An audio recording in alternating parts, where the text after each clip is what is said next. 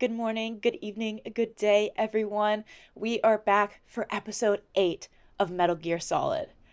I am so excited because I had a longer break between episode 7 and episode 8. I was out of town, so I recorded a lot of those episodes pretty well in advance to prep for that. And so that means that I have a lot of thoughts. Anytime I have a lot of time between episodes, it just gives me so much more time to one, reflect on everything that's happened, and also a lot of times I'll go back and rewatch some of the cutscenes, or just, when I'm editing and checking over stuff, I'll review things that happen. So I often get to see some of the dialogue and some of the scenes over again and pick up on some things that I didn't when it was first said and when I was first ingesting some of the information. So, in classic Little Red Jam fashion, I have a lot of notes written down on my phone.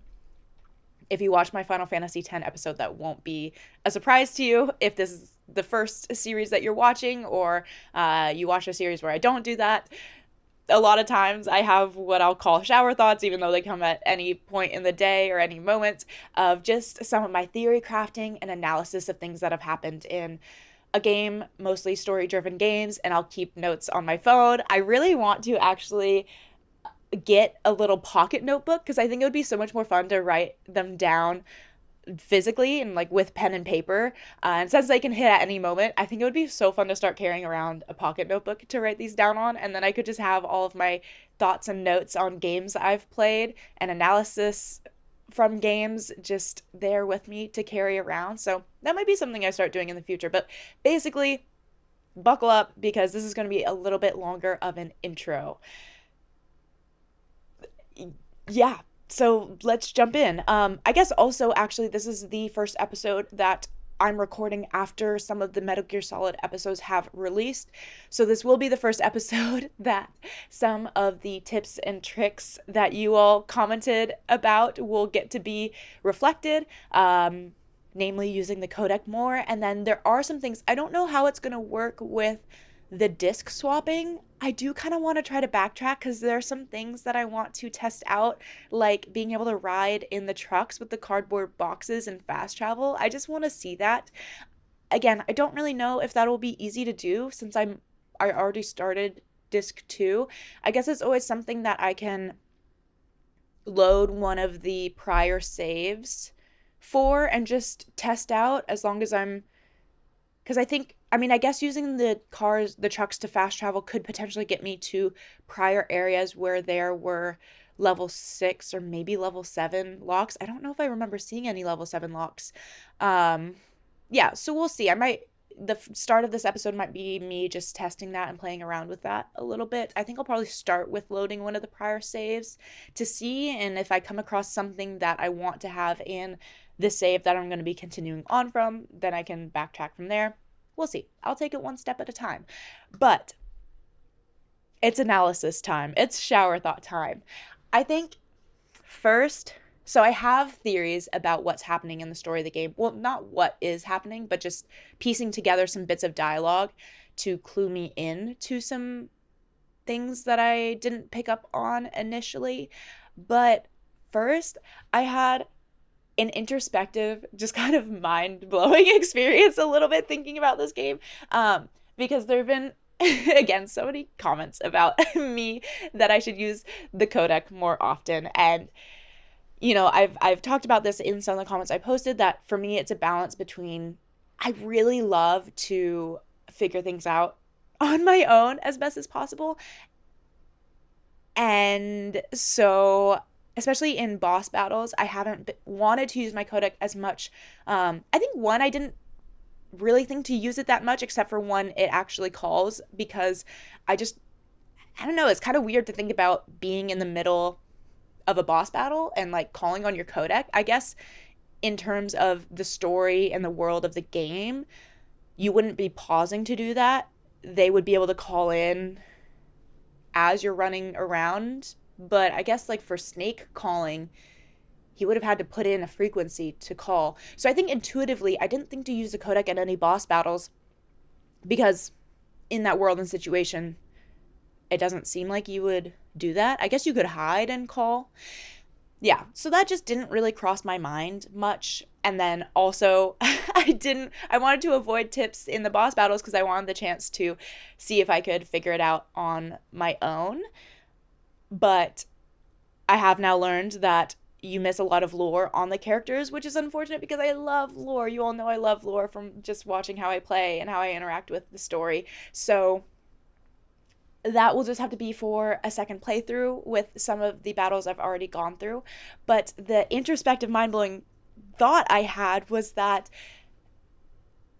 this whole game, Snake is kind of that lone wolf and is doing this mission on his own and doesn't want anyone else to get hurt and is like determined to do this by himself. And it me. It me. I just also, like, as a person, am pretty similar. I love to just figure things out on my own. I wouldn't say it, like, I've worked a lot on being able to ask for help when I really feel I need it, but a lot of times I like to do it. I like to do it on my own. If I feel like I can do it on my own, I like to do it that way. And so I kind of realized that almost this game is teaching me some things in that regard, because similar to Snake, like, I want to do it on my own, but Snake has these people around him who want to help. Like, we saw him try to tell Meryl to go home, but Meryl wanted to help. We saw Snake, try to tell Otacon to go home and, like, leave, find a way out, be safe, but Otacon wants to help and stuck around. And we have the Codex full of resources for people to help Snake out. And I, as the player, have been stubbornly not wanting to use that as much. And it brought so much for me to reflect on about doing things alone and accepting help even when you can do it on your own, and how there still can be, I guess from the player's perspective, not in Snake's perspective, like, joy in accepting that help and doing it with others even when you don't feel like you need to do it with others. And so I think I'm really excited for the rest of the game to just embrace that help and the codec more, and to enjoy just getting that dialogue and getting that relationship building with the other characters in this game, and prioritizing that and appreciating that over the just wanting to figure it out on my own. So that was, I think, just a really cool introspective moment that I had thinking about how this game relates to me as a person and a player, and what else I could, like, how I could interact with this game differently to, I don't know, just explore a side of myself that I don't often prioritize or try to be. So yeah, games can teach us a lot about ourselves and help us grow in a lot of different ways. So that was just kind of a cool little moment I had between episodes that I wanted to share about. And then now I think it's time for some of the theory crafting. I'm going to be probably jumping back and forth between trains of thought, because my notes are basically just stream of consciousness of just whatever thought I had. I wrote it down in the moment. So things might be jumping back and forth, but basically, first off, I was watching back some of the dialogue of the DARPA chief, the Arms Tech president, and Ocelot, or when the torture scene when Snake is coming to, and they're all kind of in the room. The Foxhound soldiers or mercenaries, whatever they would be, are all in the room talking to each other as Snake is coming to. And so originally, when the DARPA chief died, having read the manual where they mention this character Decoy Octopus, but it said nothing is known about them, the DARPA chief died, and I think I went, Octopus. Because I was thinking that an octopus is great at camouflage. So, and there had been dialogue before of there being some other character running around, being stealthy, killing a bunch of people. So at that moment, I thought that maybe Octopus was in the room and somehow had murdered the DARPA chief while invisible or in disguise, and we didn't know it. So I thought Ninja was Octopus, who was invisible and was killing the DARPA chief and then the president. But learned that wasn't the case because we learned that Ninja was Ninja, aka Gray Fox, and that the DARPA chief and the president died because of, I don't know, what seemed like a heart attack. What I'm guessing is due to the implants that were put into them that triggered this death in some way, or was able to cause them to die maybe remotely from the chief of defense, secretary of defense. But what's wild is that now actually I do think that Octopus was related to that situation. Because essentially when we get to the president, Baker is talking about how the DARPA chief also had the implant to not be able to have his mind read for the password for the detonation. So Baker was surprised to hear Snake say that the DARPA chief said that his mind was read. And then when we get to the torture scene, we have Liquid Snake talking to Ocelot about how he wants to avoid another accident like the DARPA chief. And then we had the DARPA chief's body in the same room that Snake got put into after being tortured. And the DARPA chief's body had looked long decomposed, or that had been dead longer than when we saw the DARPA chief die in the prison cell. And the body was there, and that was the same room after the torture chamber. So I think the DARPA chief actually had been tortured to death trying to get the password out of them. And then the body had been put into that room. And then we had dialogue, and then we had dialogue talking about how Octopus died, or that Octopus was dead. I'm pretty sure. I think Liquid Snake said that. I think it was in the torture scene. So I think that the DARPA chief we encountered, and then again, Octopus's name in the manual was Decoy Octopus, and octopuses are good at disguising themselves.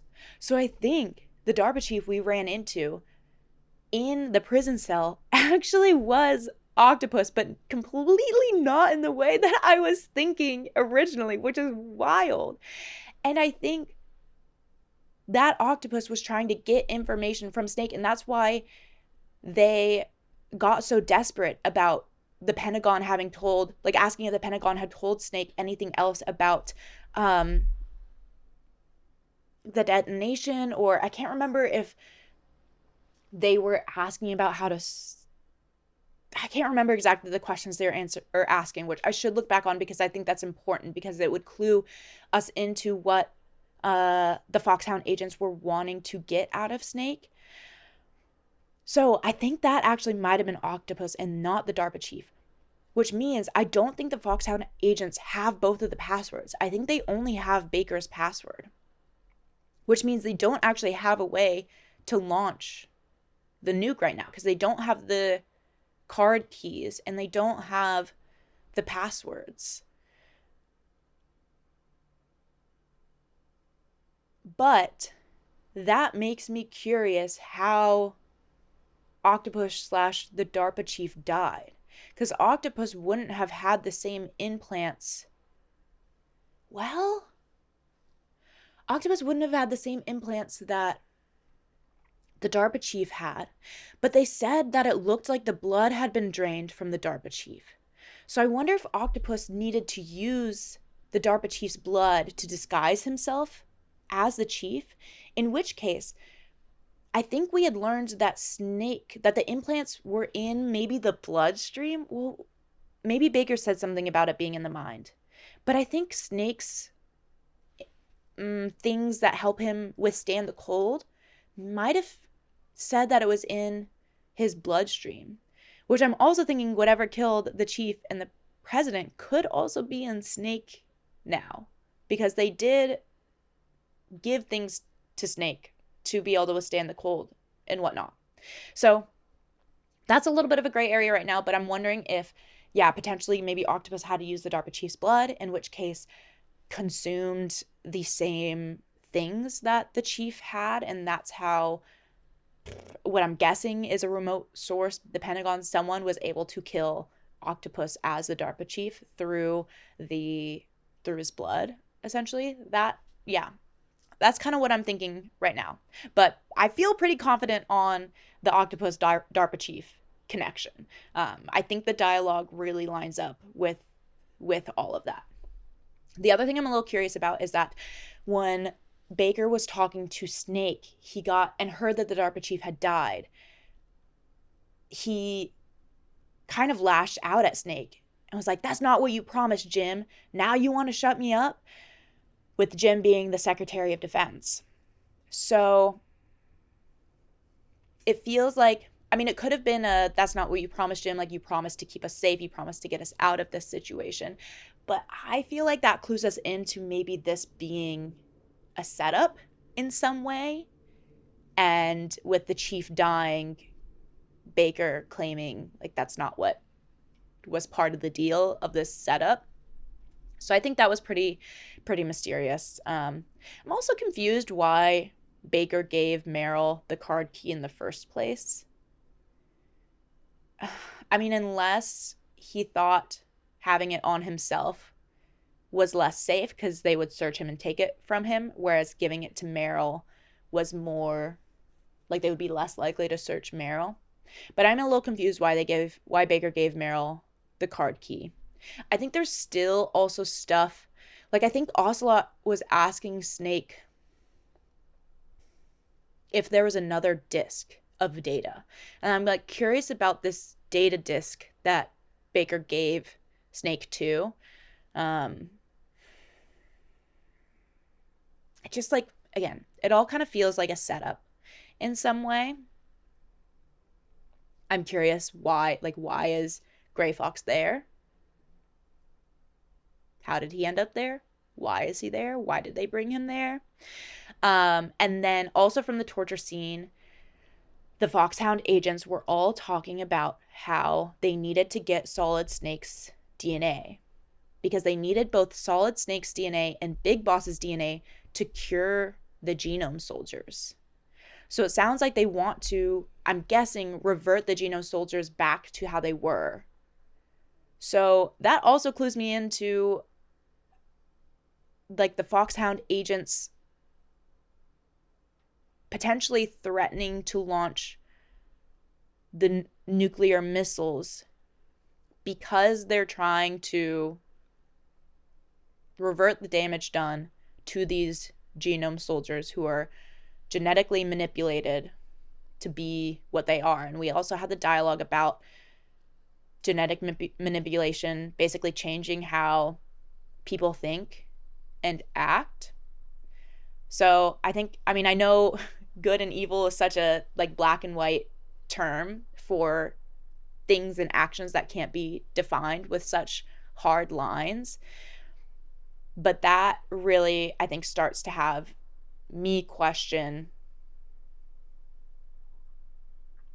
who's doing what and who might be acting on better intentions versus the other, especially because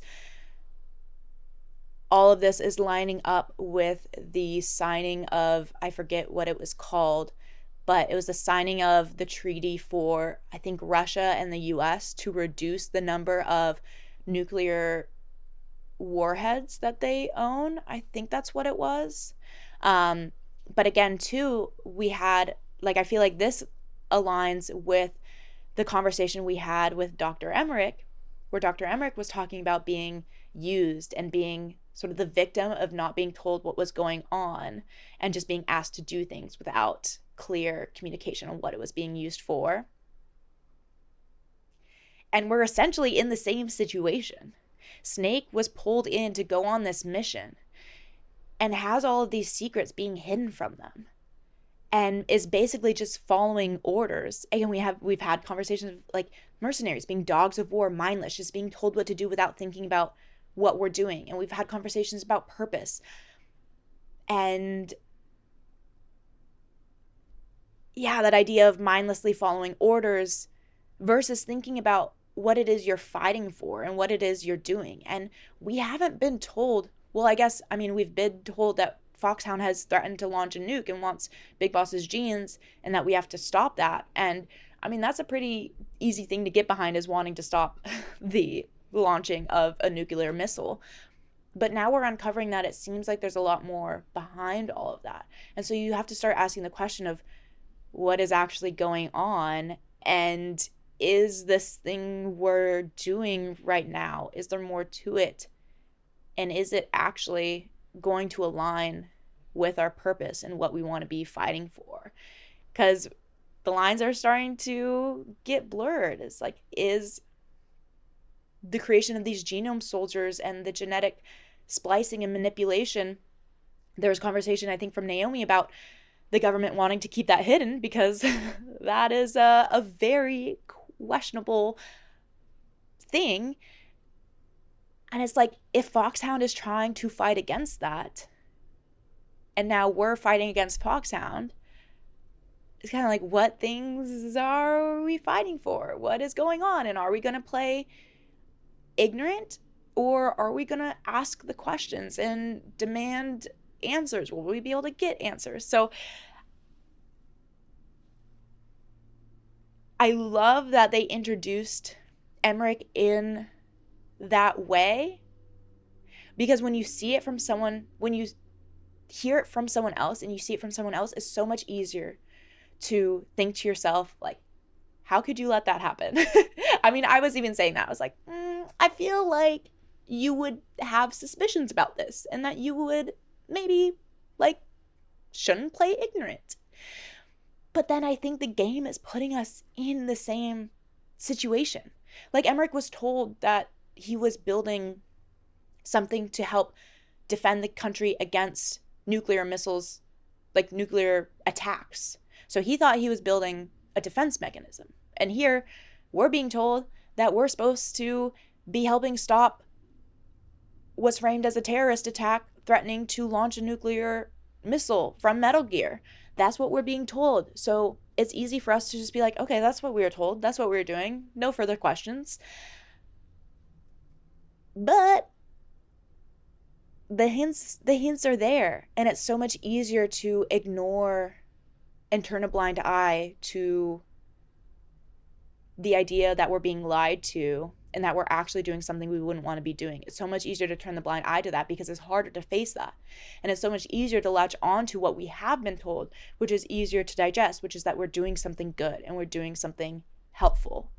So I really think the game is going to make us face that, which, if so, is really cool writing and dialogue.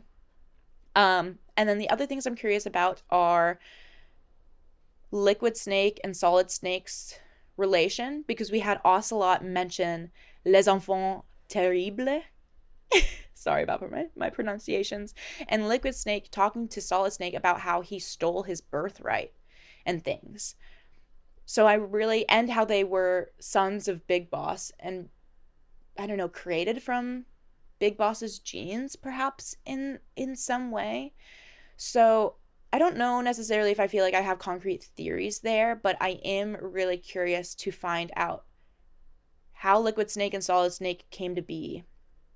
And we had dialogue in the briefings about Liquid Snake's journey, having, I think, been taken prisoner, or like being held hostage for a long time and being involved in different wars and all these different stuff. Like, they went through different paths. And I really want to know what their relation is to each other, how they were created or born or changed and everything, because I think there's going to be some juicy stuff there. But yeah, I don't know if I necessarily have concrete theories there. Ocelot had said he, meaning Liquid Snake, can make my dreams a reality. I'm kind of curious what Ocelot's dreams are and what that meant. That might have just been a cool line to say, but I don't know. Looking back on the dialogue where Snake was talking to Naomi about who his friends were, I do find it really interesting Snake calling Gray Fox a friend and Naomi being surprised by that. And kind of that calling further to the idea of them not, like their identity not being soldiers, and also the idea of being used for war, is that even though Gray Fox and Snake fought each other, Snake talked about it just being the job, like they were following the orders they were given. It wasn't what they felt they embodied as a person. So Snake having to fight Gray Fox, he was saying it was just the order he was given, even though he still considered Gray Fox a friend. And it's that differentiation between the orders and who they are. And we had the dialogue at the very start of the game of Campbell telling Snake that, like, he's a soldier and he can't run from that. And it seems like we always have these clashing themes of them not being, like, the soldiers not being, like, that not being their identity. And that it's a job and a cog in the machine and they're being used in that way. It's not who they are. But we keep kind of getting different conflicting dialogue about that, which I think is really interesting. Do I have anything else? I think that might have actually been all of it. Yeah, and like we had after Sniper Wolf died, we have Otacon ask Snake what he's fighting for. And we have this dialogue of then Otacon saying that he's going to keep searching and that Snake said he didn't know. And so I think that too, ties into it all, is asking the questions and figuring out what is it actually that we're fighting for and we're doing. And yeah, not just blindly following orders. It's like with the Snake Gray Fox fighting concept, on one hand,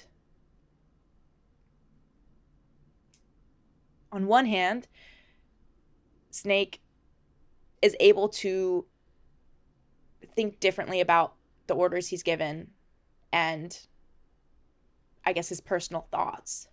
And I think that is admirable good in some form to be able to differentiate that too. But then also that question of what are you fighting for?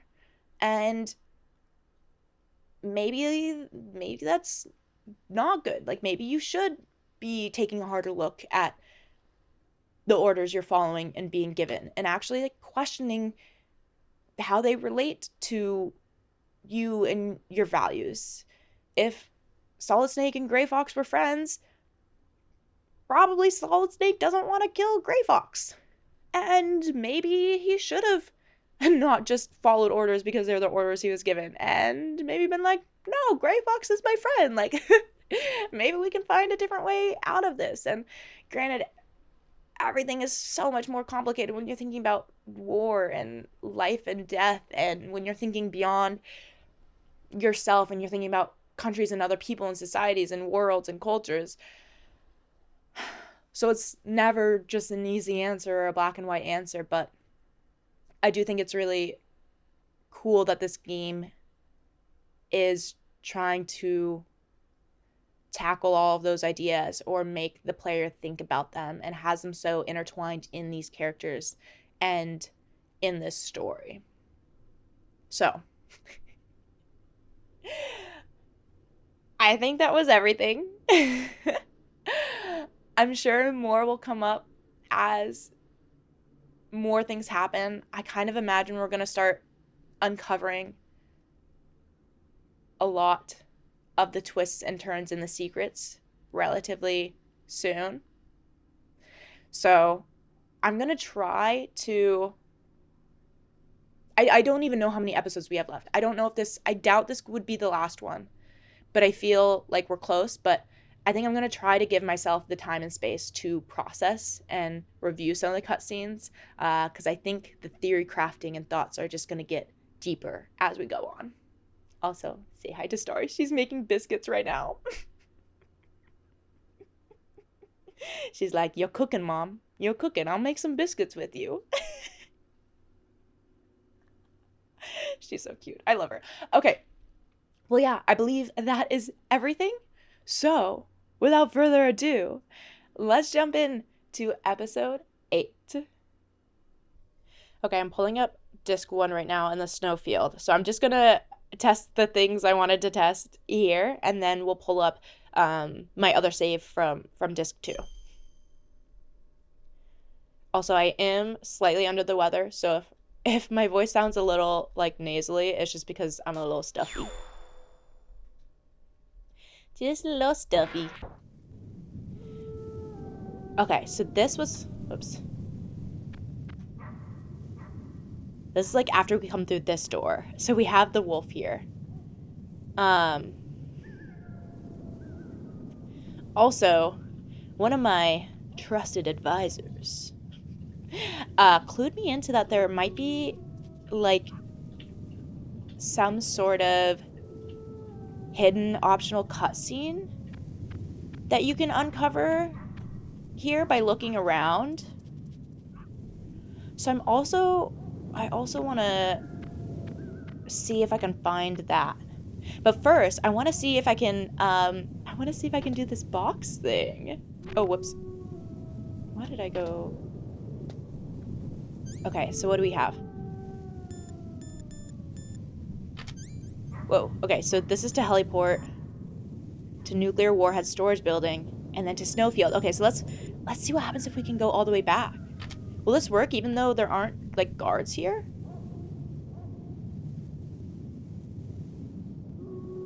I see a dot of what seems like the wolf walking around.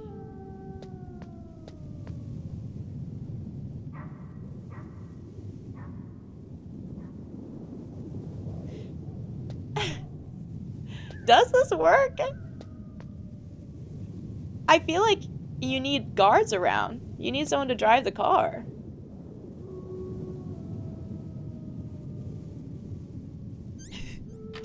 I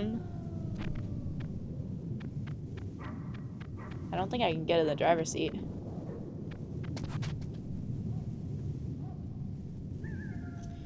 I might need to try going back to the...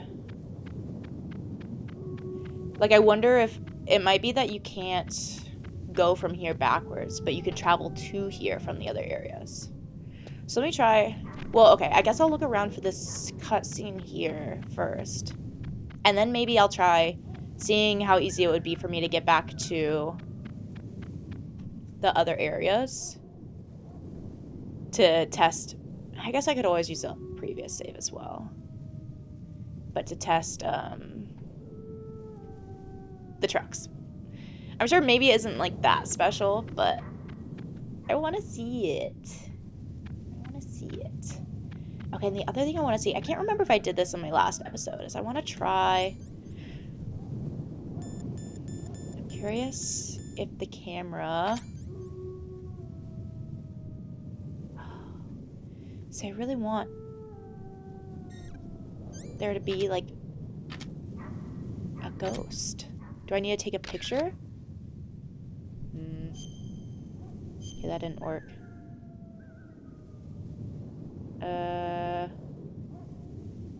I don't want to save it, but I guess I am.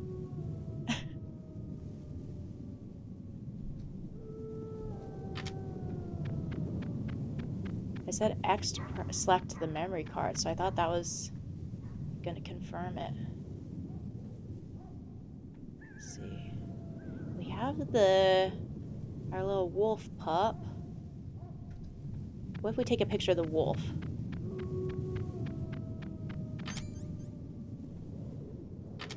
It'd be cool if that would show us like a hologram of Sniper Wolf. Hi, pup. Wait. But it doesn't. Dang. Okay. And then I was also told, I wonder if this will happen now. I was told if you're in a box in the other area that the wolf will pee on it. And then you can go through without being attacked. But it doesn't seem like this one will pee on it. Wolfie! Wolfie! No? What you sniffing? Are you sniffing something important? Can I do anything here? Night vision? No. Thermal? No.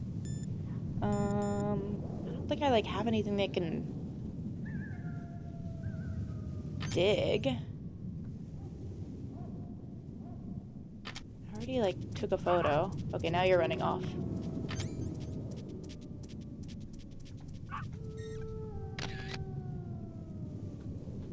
No ghost.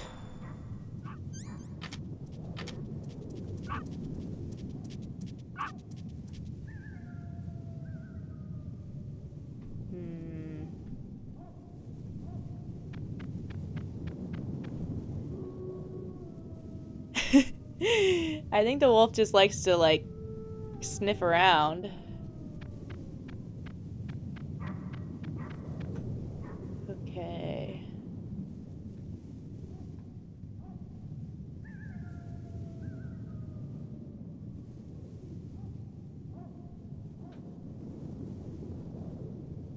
I don't know if I'm gonna find this hidden scene. I might...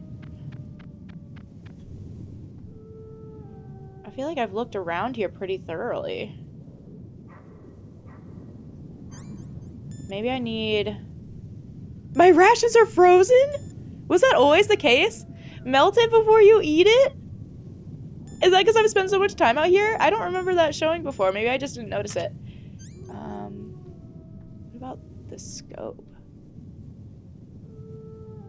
Maybe I need a backup. What is that?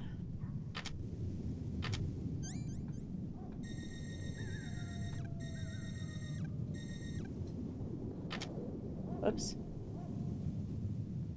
Is that something I need to look at? I didn't trigger with the scope, though. It looks like a parachute. Huh? Oh! I got it! I found it! Oh! Colonel, listen to me. I found a parachute near the wreckage of the Hind. A parachute? You don't think that Liquid survived? Impossible. As soon as he jumped out of the pilot's seat, he'd be sliced up faster than an onion on an infomercial. So what's that parachute doing there then? I have no idea. A trap? Either that or a message to me. Meaning I'm not dead, I suppose. Maybe. But I think it's more like I'll string you up.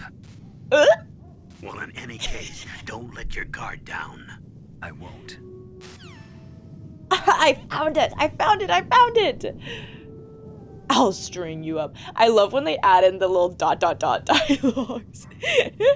That Naomi's response to that was, Can I get... I don't think I can't get over there. There's not a door in that other spot. And the wall view doesn't bring me. Whoa. I mean, you know Liquid Snake's gonna survive. You know that. That's, like, guaranteed. Nice. I wonder if having had that dialogue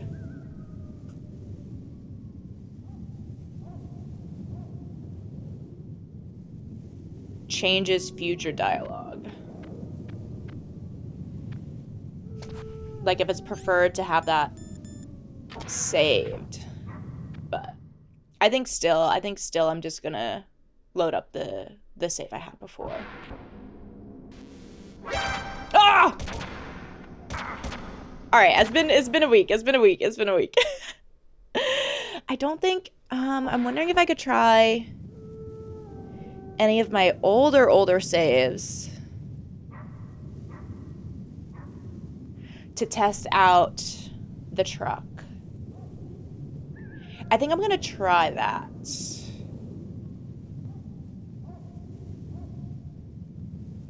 I think I'm gonna try that just to see if that would be easier. Okay. BRB. I'm back. Here. I'm gonna see if I can go find a truck in the nuclear warhead storage building. Do I have...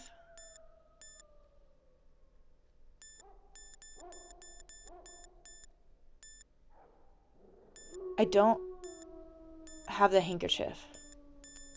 But I can test. Well, maybe it won't work anymore. Because I'm not with Meryl. I can test the box thing of being attacked.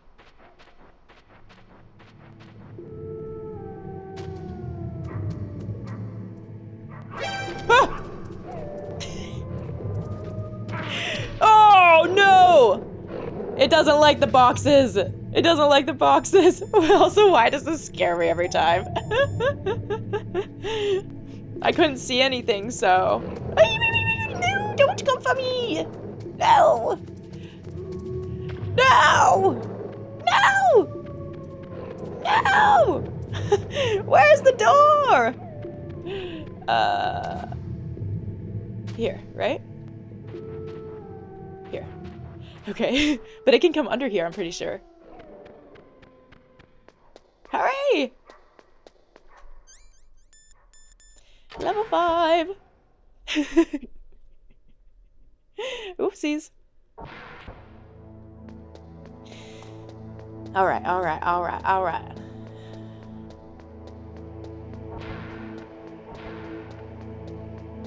Watch this truck stuff be so anticlimactic. I'm just too curious. I'm just too curious. Which also, can I... Will I actually be able to go back, even? Hold on.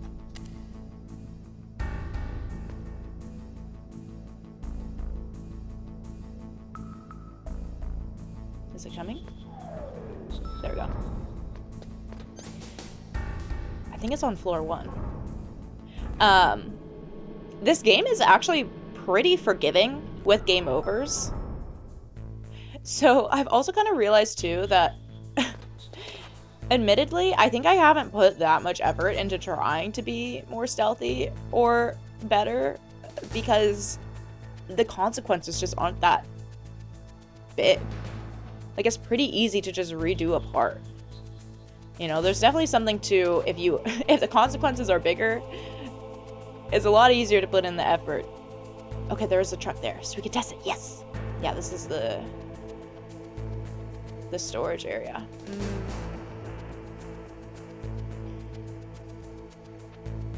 I don't really want to mess with the security camera, so I'm just gonna wait.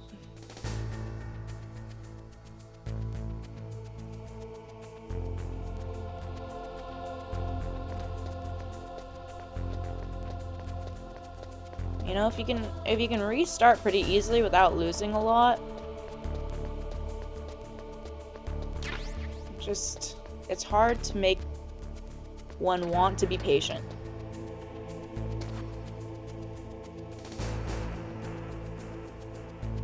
I don't think this guard looks through the areas, but I should be careful with sound. Do they turn around? No. We have another guard there. They're moving around. Don't turn around, please. There we go. Okay, now we can get in. So I guess we'll try A. If I hang out right here, and then the guard will circle around. So I wonder if, though, from disc 2, if there's a chance to go back to these areas. Because you only get the snowfield one. Is to load? To the heliport, huh?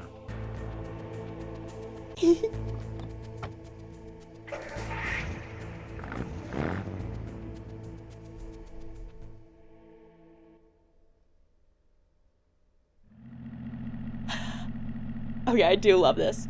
Did it mention this in the manual that you could fast travel with these? Wow, all the way back to the heliport.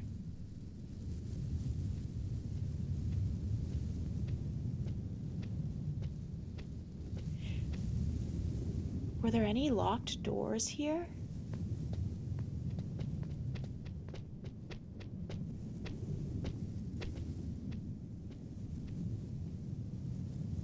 Is it worth exploring around?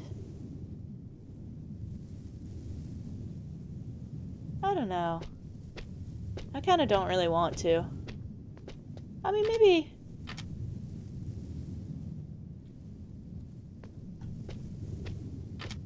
Maybe.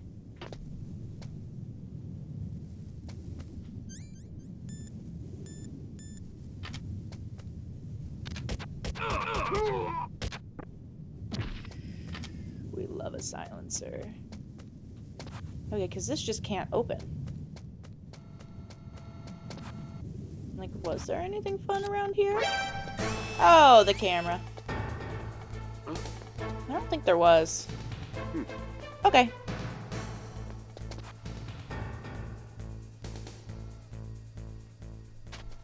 Wow, I'm surprised they didn't come to find me. Okay. Continuing on from our original save point in disc 2, right before we go down the elevator. So we're here, we see the image in the cargo bay.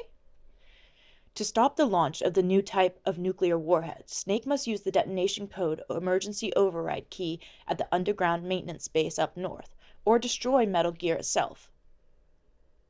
Snake fights Liquid's Hind D on the roof of Communications Tower B and defeats it. He then gets to the snowfield north of Communications Tower B and defeats Sniper Wolf again. After beating her again, Snake and Otacon stay with her until her moment of death. Snake successfully goes through the entrance to the underground maintenance base and takes the large cargo elevator to get to the lower level of Metal Gear underground maintenance base. Well, I technically haven't done that yet. I'm curious if... So we keep seeing that we can either stop this by using the override key or destroying Metal Gear. I wonder if we'll be given the option between either of those, or if we'll be forced into one. Because I kind of feel I would rather destroy Metal Gear if given the option.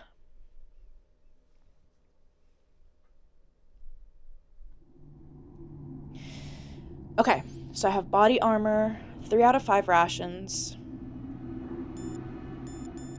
Could try to find more, but I think we're okay. Let's have the rations up. I wonder if I should use one right now. I think I'll just keep them up. Can we read this sign? I think it was a sign. No.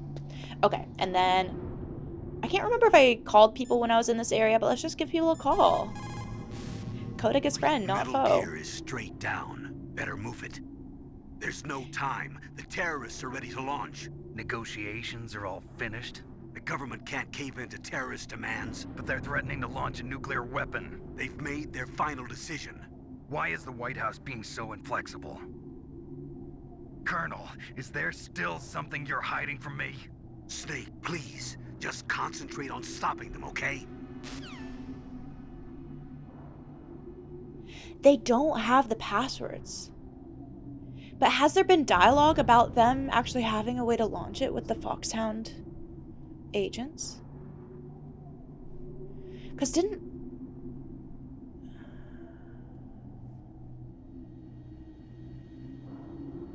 Gosh, now I need to watch it over again.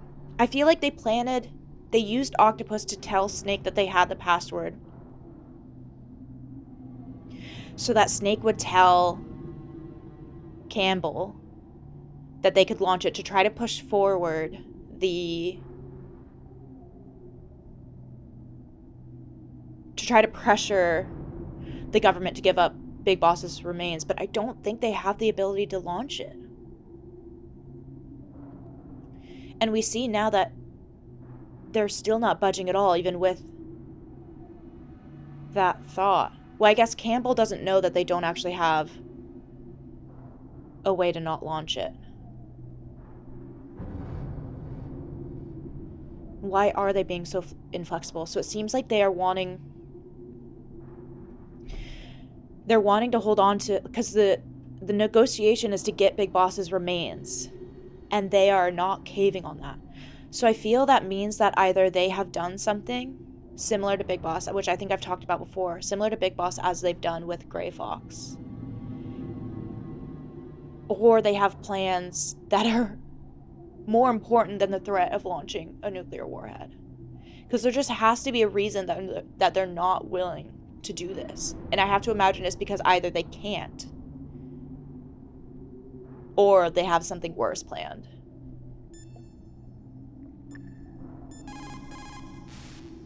Master, you and I, we're nothing more than dogs, are we?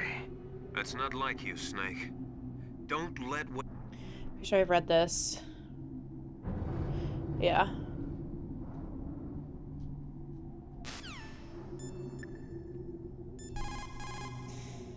No response. Modicon? If you take that cargo elevator down, you'll wind up in Metal Gear's underground maintenance base. And then Stasha? As long as the strategy of nuclear deterrence continues, nuclear weapons may be reduced, but they will never be eliminated. If you think about it, nuclear reduction does not mean much without elimination as the ultimate goal. Yeah. I used to work in the DIA. I figured the only way to achieve nuclear elimination was to work from the inside to convince them of the ineffectiveness of the deterrence theory. Seems like you're pretty focused on that issue. Victims of nuclear radiation are a sad thing to see, and I have seen a lot of it. I have seen more than enough of it.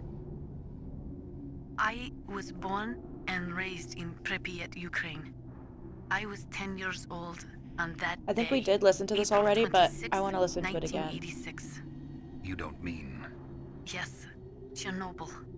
That is the day that changed my life and thousands of other lives.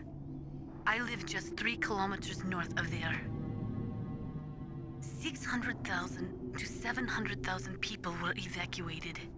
Over 650,000 children suffered the effects of radiation poisoning. Between 1986 and 1993, 12,000 children died. My parents, and many others like them who helped in the cleanup, died a few years later from radiation sickness. We must rid this world of all nuclear weapons before they cause more misery, before they destroy the delicate environment that keeps us alive. I will not allow this pain and anxiety to pass on to yet another generation.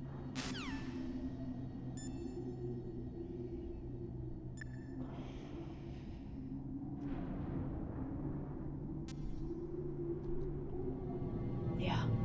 Okay. Leaving, re-entering the area to save the dialogue. Were those alarms always on?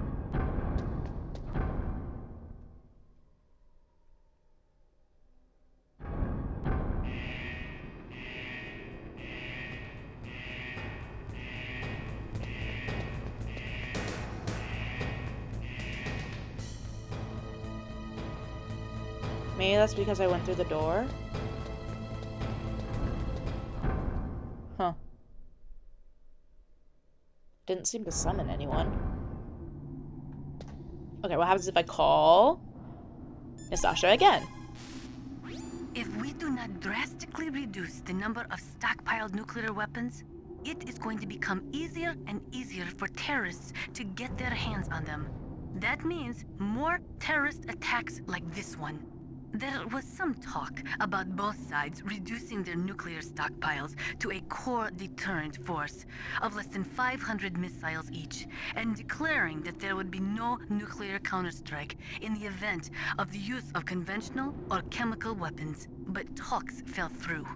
It seems that America is unwilling to relinquish its position as the most powerful country in the world.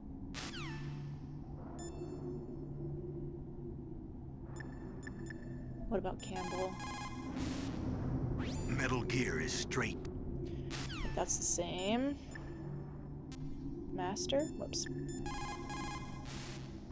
War brings out the cruelty of man. No matter how the soldier was brought up, they all turn into animals when they're thrust into the heat of combat. Anything else? Sometimes, even though you know it's a losing battle, you just have to fight or be damned. A narrow chance is still a chance. Again? Foresight is important in war. In times of extreme danger, people's latent sixth sense often awakens. When that happens, throw logic to the wind and trust your instincts. Like, that's something fishy's going on? Plan your strategy based on the enemy's positions. Try to think like the enemy commander would think. If you can put yourself in the map designer's mind, a lot of doors will open for you. Huh. The only way to conquer fear is to stare it straight in the face and laugh at it. Never let fear control you. Is this gonna cycle through different tips? Don't feel guilty about the soldiers that died from your bullets. They knew the risks they were taking, just like you. I think you can feel sad that they had to be in the position at all. Don't feel guilty about Okay, that's the same. But let's keep doing Nastasha. There is no doubt about it. After the Cold War ended, the chance of a full-scale, worldwide nuclear conflagration was diminished. But on the other hand, the chances of local tactical use of nuclear weapons greatly increased. Civil wars, revolutions, regional disputes. It seems like there is a new war popping up somewhere every day. And many of them are the result of centuries-old hatred between different ethnic or religious groups. These people do not think rationally or logically. In such conflicts, there is no concern for the high civilian casualty rate, and international criticism means little. A nuclear deterrent is meaningless because emotions run so hot. Furthermore, unlike strategic nuclear missiles, the decision to use tactical nuclear missiles is in some cases left up to battlefield commanders. It is pretty scary. As long as nuclear weapons continue to proliferate, the chances that someone is going to use them will also continue to grow. All it takes is some illogical decisions controlled by humans. Ironically, the policy of nuclear deterrence has prevented the elimination of nuclear weapons. Right, The entire yeah. basis for determining them to be illegal has been undermined by this military policy. In other words, nuclear weapons cannot be declared illegal because we have an entrenched policy which makes them legal ipso facto. There's a threat of if, like, anyone could be illegally storing them, and if you don't have any and someone is illegally storing them, like, it's all just rooted in fear. America and Russia are not the only countries with nuclear weapons. During the Cold War, the UK, France, and China publicly declared the existence of their own nuclear arsenals. Since we entered the 21st century, we have confirmed the existence of nuclear weapons programs in countries throughout Africa, the Middle East, South America, and Asia. Nukes are steadily proliferating. The 21st century is paying for the 20th century's failure to plug the holes in the NPT and for the IAEA's failure to tighten nuclear control measures.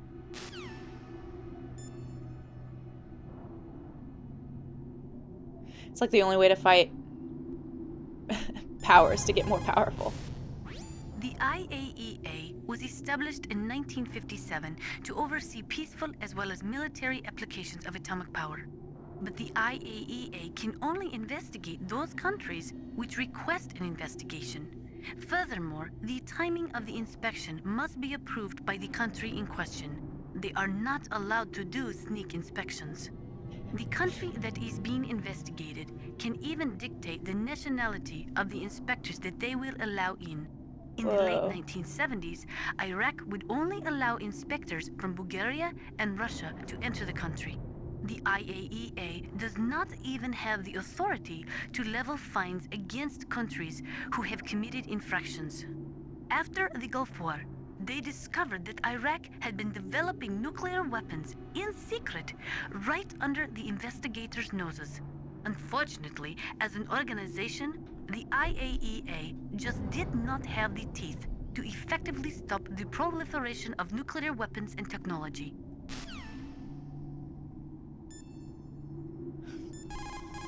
Love it. In 1970, all 5 nuclear powers, America, the Soviet Union, France, England, and China, Like signed publicly the declared NPT. ones. The treaty provided that the non-nuclear equipped countries could receive assistance for peaceful applications of nuclear power. But military applications of nuclear power were strictly prohibited, and the IAEA was given the responsibility of investigating countries who were suspected of being in non-compliance with the NPT. But the IAEA could not stop the proliferation of nuclear weapons either. Not only couldn't the IAEA levy any penalties against violating nations, but it became impossible to distinguish between technologies which would lead to military development and technologies which were for civilian applications.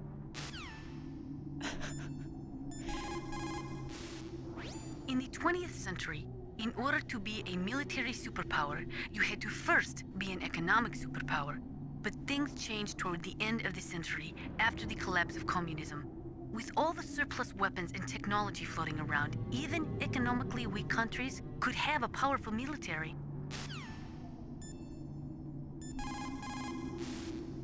According to the military doctrine, which is the basis for NATO expansion, a preemptive nuclear strike may be undertaken if there is a sufficient threat of a regional conflict spreading to a large-scale war. In the face of all this NATO expansion, Russia might feel the need to flex their nuclear muscles, if only to show NATO that even with their aging arsenal and diminished army, they are still a major power.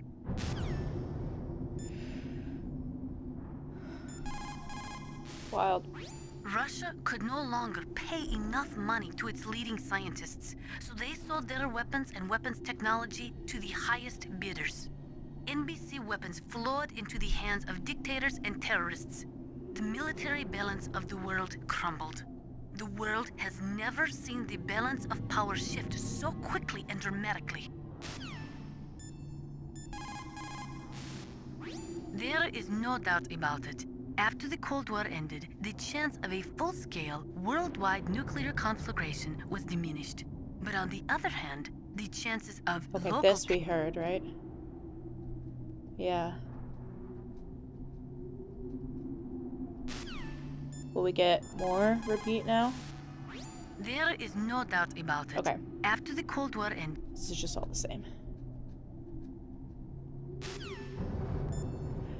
Okay. Meryl's out. No deep throat. I think Otacon will say that just the same thing is If to you take it that down. cargo Yeah. Wow, okay. Lots of dialogue I was missing out on. Sorry, y'all. My bad. My bad. And look, I'm going through the door to lock in the conversation. I'm even gonna save. I'm even gonna save for good measure. what's up, Snake?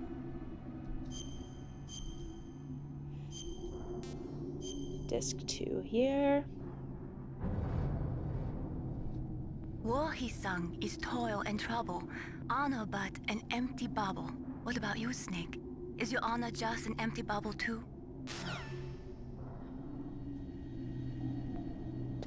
Guess we'll find out. Okay.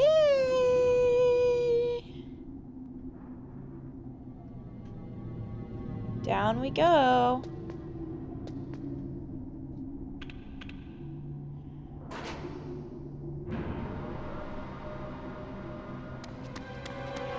There he is! What? Oh, they're all just jumping for me? Oh no. Oh no. Wait, I didn't practice my running and shooting. Which I think, so I tried running and shooting a couple of times, I think at the start of the game, but I think I had the controls wrong. I'm supposed to run, hold X, and then press square as I'm holding X, I think. Maybe I should try to use a stun grenade. And maybe body armor? Whoops. Okay, stun grenade launched.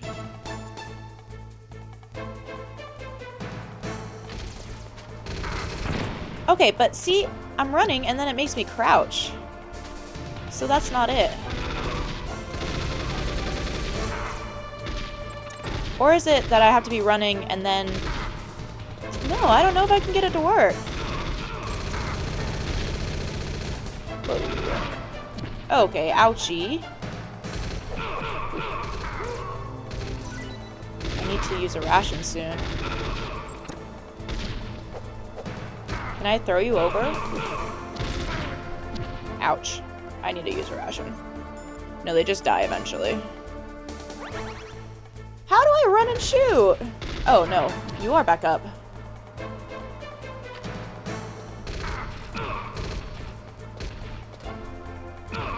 I'll throw you over. There we go.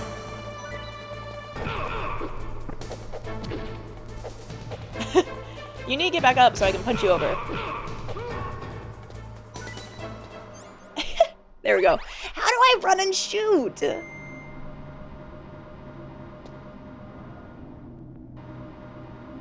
I think I should be able to do it with the FAMAS. I swear it was like, as you're running, hold X, press square. But if I'm running and doing that, I just... crouch. Do I have to be running more? Gosh, dang it. And if I'm running...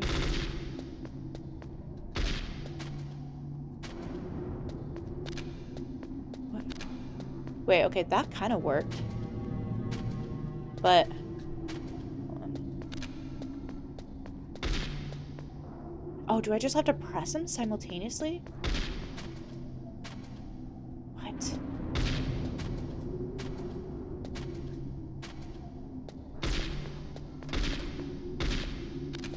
Okay, that's kind of working if I do a quick square and then X.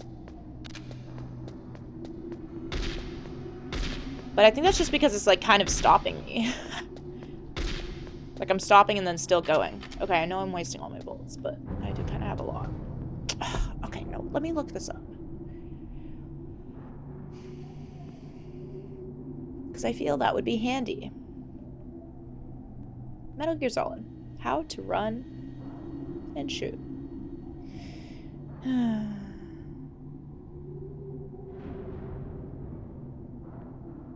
While holding square, immediately press and hold the crawl button. Release the weapon button to shoot. Snake will now move and shoot simultaneously without automatically stopping or crouching. Is that correct, though? Do I have to be running first? While holding square, let's maybe try it with the SOCOM. Since that's not auto-fire.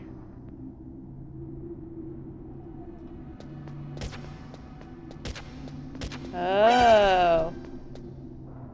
Okay.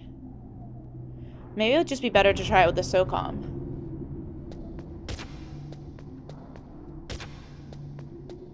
Okay, did that work? Okay, hold square. Hold X. Release the weapon button. And then press X. Okay, hold square. Hold X. I guess it's just like a hold square and X. Then press the weapon button. Hold square and X. Nope. Oh. Okay. Hold on, I can do this better. A quick like square X, release square. Alright, well, I'm gonna have to practice that. I think I'm just gonna have to keep practicing that. Square X, then go. Square X, then go. Square X, release square, go. Okay. Out of rations. Let's get the body armor back on. It seems like we have a camera there.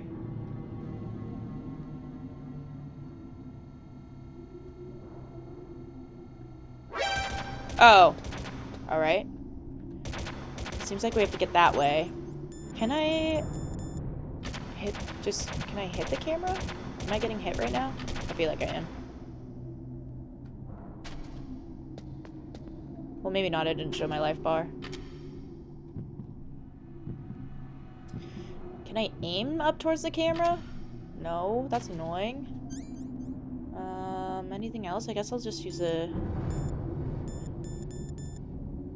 shaft grenade. Because I don't think a grenade works. That was not really that close.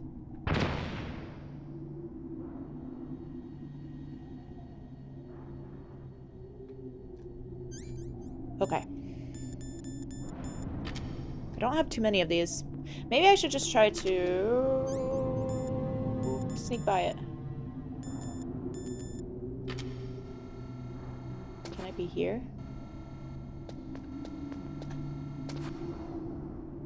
Seems like it works.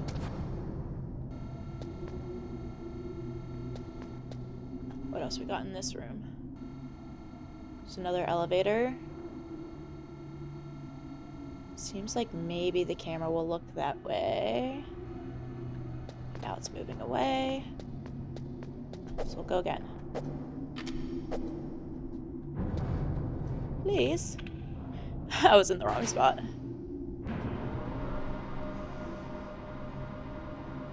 Okay. Square X, release square. Square X, and then press square. Birds? What? What? What? Oh. Here. What? Raven! Raven! Oh no. I don't think I can shoot him. No! I'm gonna have to fight Raven, aren't I? Snake, I've got something to tell you about Naomi Hunter. What about her? Is this conversation secure? Don't worry, the monitor's off. Okay. What's up? I was in the FBI too, you know. I didn't know that. What's your point? Dr. Hunter's story about her background, about her grandfather being an assistant secretary to Hoover in the FBI. Yeah? And then going undercover to investigate the mafia in New York. Yeah, what about it?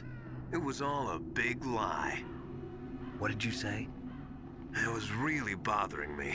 Why would she lie about it? She lied. She might be a spy. Ridiculous. I mean, she used to work for Even a Foxhound, high right? school student could see past it. The head of the FBI at that time, Edgar Hoover, he was a well-known racist. Didn't Naomi say that her father was Japanese? Yeah?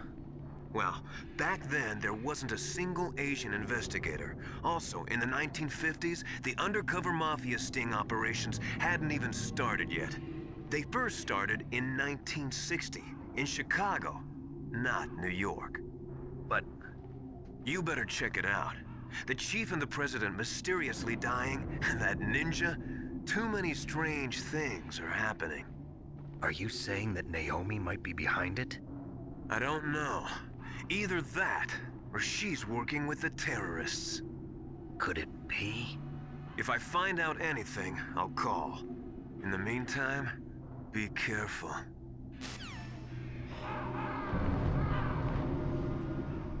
I imagine, well, did they already get Snake's DNA when he was strapped up in the torture chamber? And, yeah, I mean, there's got to be something hooked up in Snake, because I think Naomi was behind whatever went into Snake's bloodstream. She has seemed suspicious this whole time. But what is it that she wants?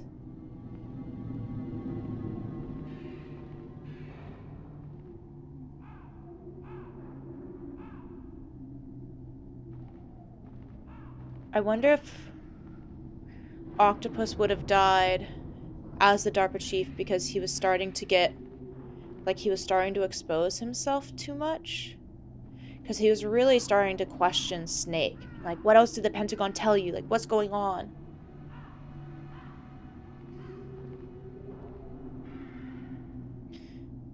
And then with the president.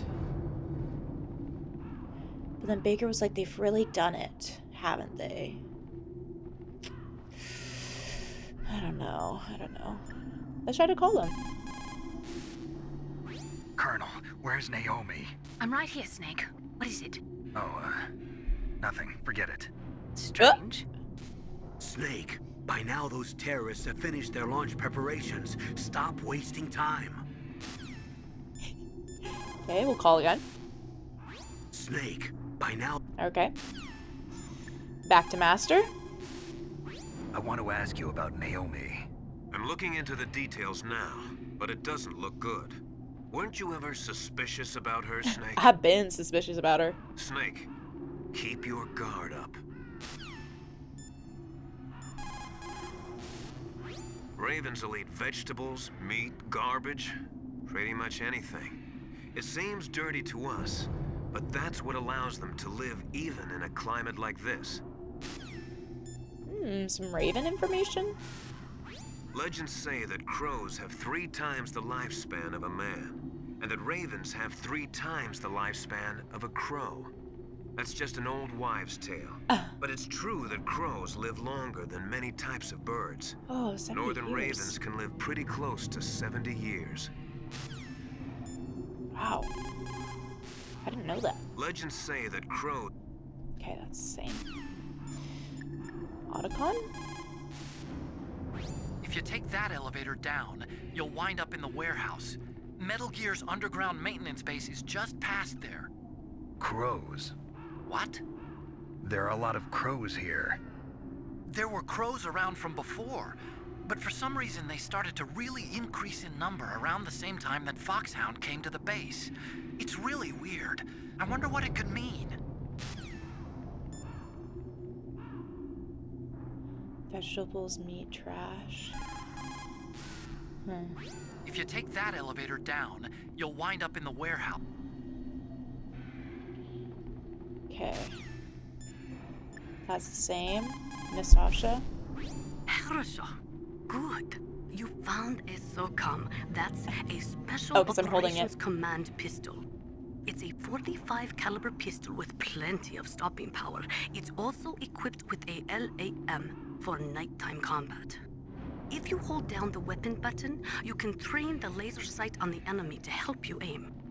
If you find a SOCOM suppressor, you can equip that too. That pistol was designed specifically for use by special forces, so I think it will be useful. Some people find it a little heavy and hard to use, but it shouldn't be a problem for you.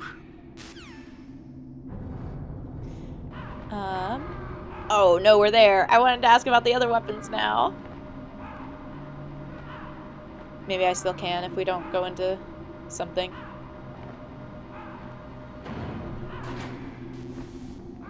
Okay. More jamming. Lots of crows. Let's try taking a picture of the crows. I don't think I have anything I could give them.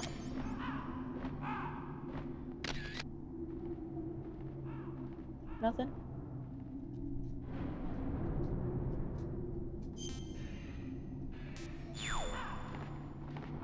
Okay. Anything else? I don't think so.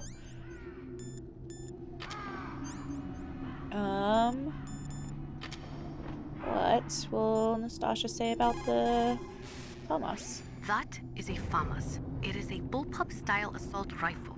It is durable and easy to use. Very resistant to overheating. It is a reliable weapon with smooth action. It can fire up to 1,000 rounds per minute. On full auto, you will empty a 25-round magazine in a few seconds. Do I need it? I'm just gonna need to do like all the weapons now. Excellent. That is a PSG-1, one of the best sniper rifles in the world. It is accurate enough to shoot cleanly through a 2.5 centimeter square from a distance of 100 meters.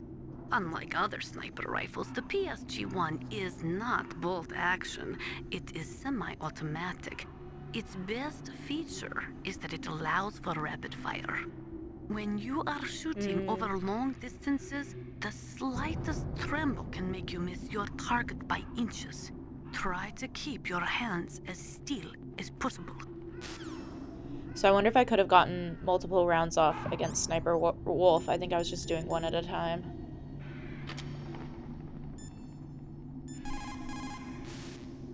That's a chaff grenade. It's a special grenade that disperses thin, narrow metallic strips of various lengths and frequency responses.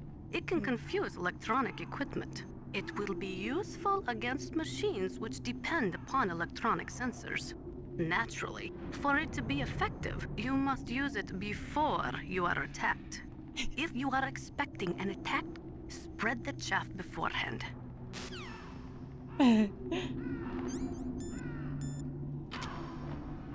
Stun grenade. Those are stun grenades. They are often used in sensitive operations such as freeing hostages and that sort of thing. Sometimes they are called flash bangs or sound and flash grenades. They make a big flash and lots of noise, which will disorient and disable your opponents temporarily. You have to understand that they won't kill the bad guys, but just stun them for a few seconds. Use them wisely. Okay. C4. That is C4 explosive, a plastic explosive with a texture similar to clay, so you can shape it in almost any way you want. Although it has 1.4 times the destructive power of dynamite, it is highly stable and won't explode without a detonating device, even if it is shot, burned, or beaten.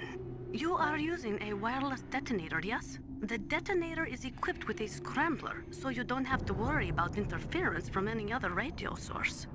Make sure you are sufficiently far enough away when it goes off. Also, as you know, the sound of the explosive will alert your enemies, so be careful.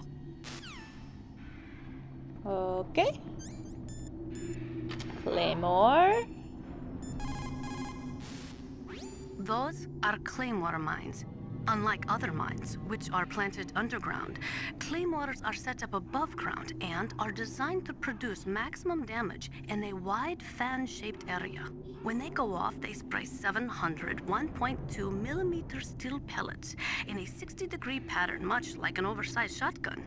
Traditionally, claymores use a tripwire to set them off, but those claymores are a new type. They are camouflaged using the new stealth technology and are equipped with sophisticated motion detectors.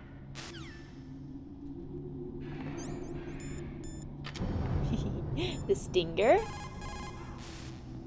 You found body armor. It will lower the damage you take from gunfire.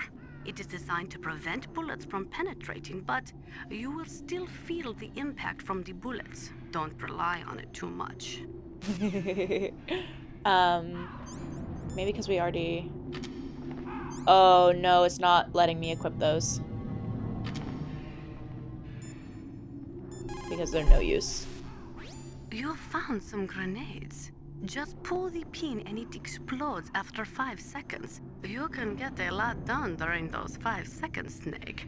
How you use them is up to you. Okay, and then... Let's see if she just has anything else to say now. In the 20th century, in order to be... Okay, no, we've heard this. Is Otacon still gonna be the What the hell crows? are all these crows doing around here? Crows? You got me. There were crows around from before, but for some reason they started to really increase.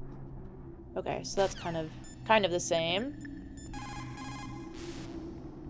Snake, by now those Stop wasting time. Oh, it's over 30 below outside. Oh, this is different. What's wrong? Forget it. Thanks. Huh? Snake, stop lollygagging around and get to Metal Gear's base. There's no time. That place is right in the middle of the permafrost. Just like the name says, it never melts. I've heard over 85% of Alaska is permafrost. It's extremely cold there, Snake. If you don't hurry, your sea rations will freeze. One way Good to thing I prevent don't your have sea any. rations from freezing is to hold them close to your body by equipping them. Interesting. That makes sense. It's extremely cold there. Okay. Snake, by now the Okay. Oh, wait. Otacon. Wait, no, I already called Otacon. Okay. Okay. We're ready. I have no rations. Do I see a camera? I don't think I see a camera.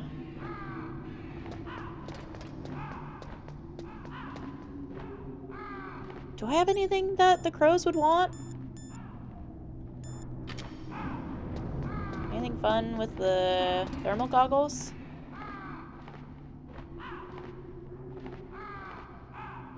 I don't think so.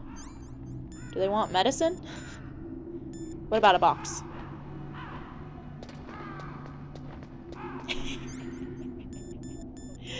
Oh, I love the box. What about cigs? What about a mine detector? What about diazepam? Medicine? Maybe if I still had the ketchup. Alright. This is a key card.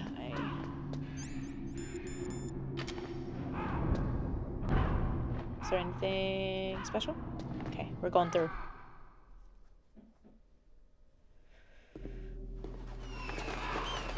Hold square to X, and then press square. Is that him? Yeah. Welcome, Cossack. This is the end of the road for you. Right, my friends? Listen, they agree.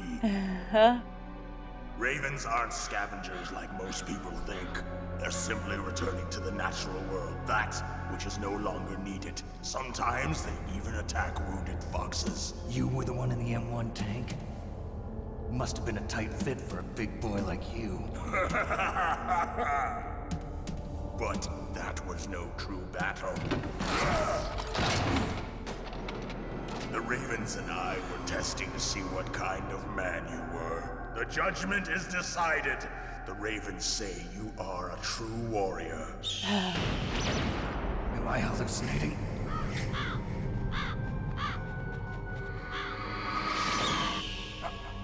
I can't move. The Raven has put the mark of death upon you. Blood from the east flows within your veins. Your ancestors too were raised on the barren plains of Mongolia. Inuit and Japanese are cousins to each other. We share many ancestors, you and I. I don't have any crows in my family tree. You jest, but indeed ravens and snakes are not the best of friends. Nevertheless, you will make a worthy adversary. You live in Alaska too. You know of the World Eskimo Indian Olympics? Yeah, I know it. Must be a real threat in the muck-duck eating contest. Yes, you are right. But there is another event that I excel at.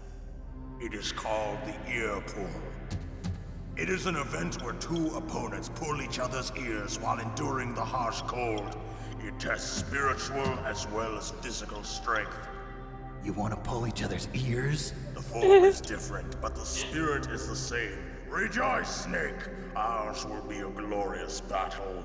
This isn't glorious, it's just plain killing. Violence isn't a sport. Well, we'll see if there is iron in your words.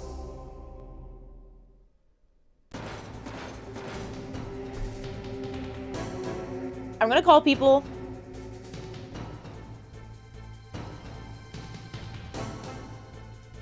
So we have that violence as a sport and the correlation to the battles being a game. Sometimes I kind of get like a little confused about like who is Snake? Like what is Snake's identity? Because sometimes it feels like it changes or drifts from one another. Because Snake saying that violence isn't a sport feels a bit contradictory to me to him talking about fighting Gray Fox and how he was able to dissociate between them being friends because of the orders he was given. I feel like that philosophy would align with more closely with violence being a sport, or at least the philosophy of violence not being a sport would align more with not wanting to battle your friend even though you were given orders.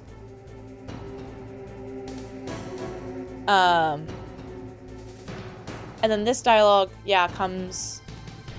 Was it in Sniper Wolf dialogue?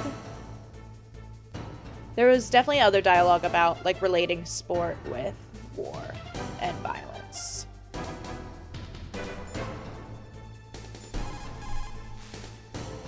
Vulcan Raven is half Native Alaskan American and half Inuit. He was raised as a shaman, and they say he has supernatural powers. During the Cold War, he trained in Russia with the Bimpov, the Soviet Special Forces. In 1993, he was demoted by President Yeltsin following his coup d'etat, so he fled the country and became a mercenary. After that, he joined those rent-a-war bastards at Outer Heaven, Inc. He stayed there until he joined us in Foxhound, thanks to a strong recommendation from Revolver Ocelot. That cannon he's holding is a See, she 20 says millimeter us. Vulcan gun. You usually see them mounted on fighter planes. You can't take him on in a firefight. He'll make mincemeat of you. He's not just strong, Snake. He's a graduate emeritus from Alaska University, so he's a quick thinker, too. In any case, you'd better not try to attack him from the front. Normal weapons are no match for his 20 millimeter Vulcan. Try to attack him from the sides or behind. Probably with the Nikita missiles. See, like, Naomi is part of Foxhound. Like, she was from Foxhound. She says us. Like, wasn't that suspicious from the beginning?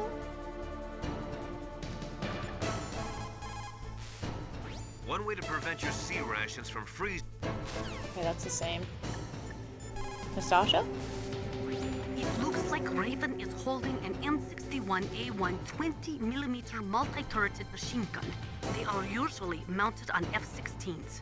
With its 6 rotating turrets, it can fire 4,000 20mm rounds per minute. And it is accurate too. If you come at him from the front, he'll turn you into borscht.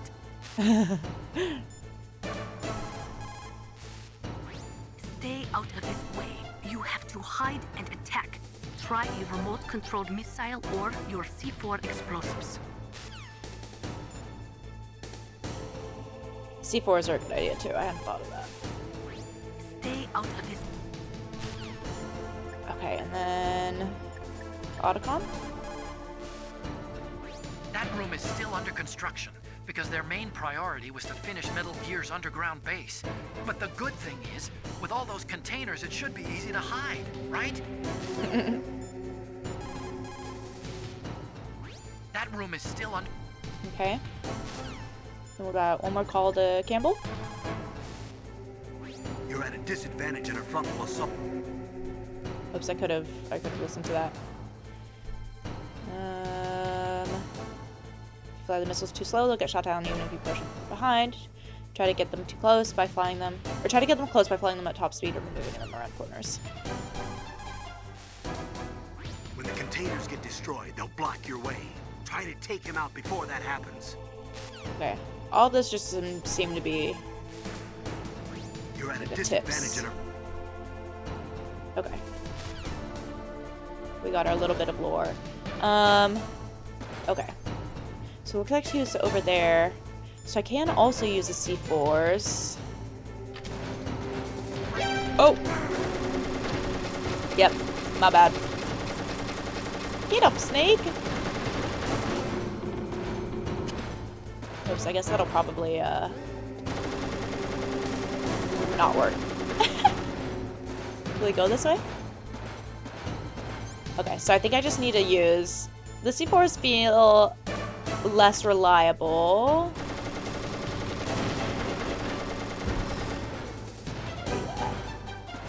Oh. Oh, this will work. Nice, that worked out.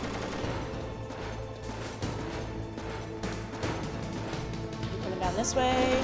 What's gonna happen?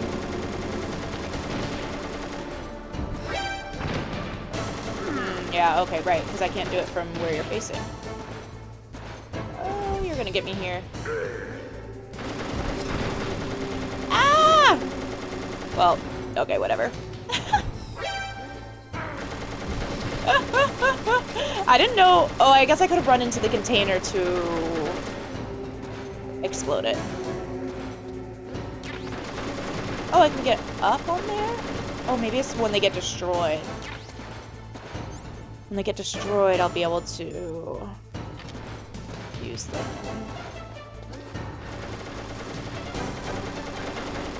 You're coming this way.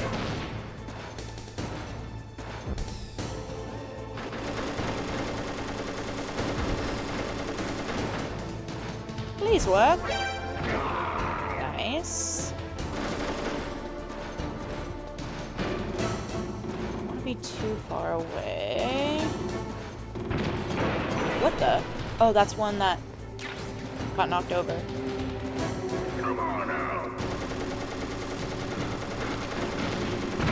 Oh. My bad. Aimed wrong there.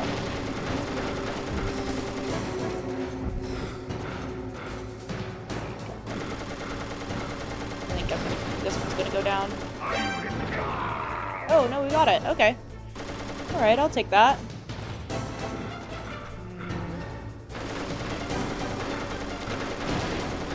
I think we'll be okay here. You're gonna shoot this.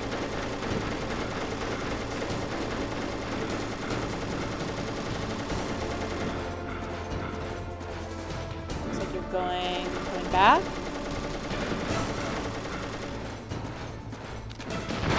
Oh, no! Okay, I need to stop using the joystick.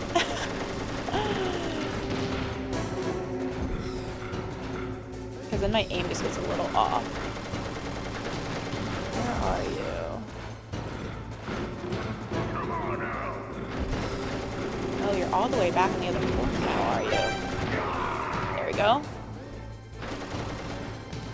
I think there was another ration over here. No, those are stinger missiles. Would those work? I feel like I'd rather go with the Nikita missiles. Don't fix what's not broken.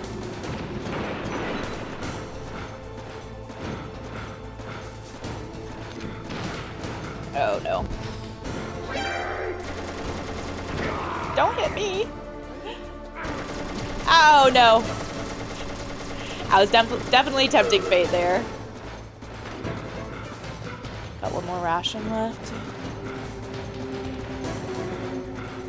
Around for me.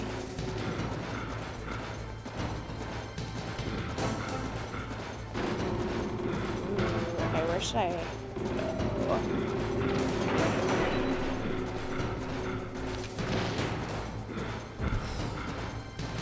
Oops, let's go this way.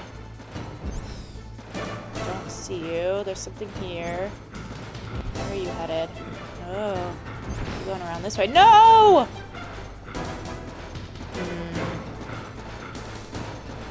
Oh no, you're going kind of fast. Okay, nice. Yeah, go that way.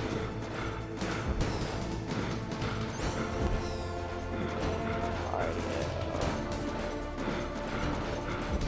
you? Oh god, you're coming for me now. Shoot. No! No! I only have one ration left. Okay, he's running around fast now. Ration. No C4s. Maybe I can do something with these now. I still have the one right here. Maybe letting that go off. Which way are you gonna go? Okay, you're going this way. Can I... get you here. Looks like you're circling around the other way. Yeah, go, go, go, go, go, go. Why are you running so fast?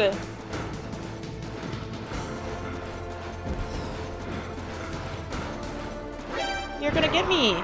Okay, nice. Uh-oh. There we go. Oh, wait, did I not have the... Didn't I have... No, I picked up C4s. I picked up C4s.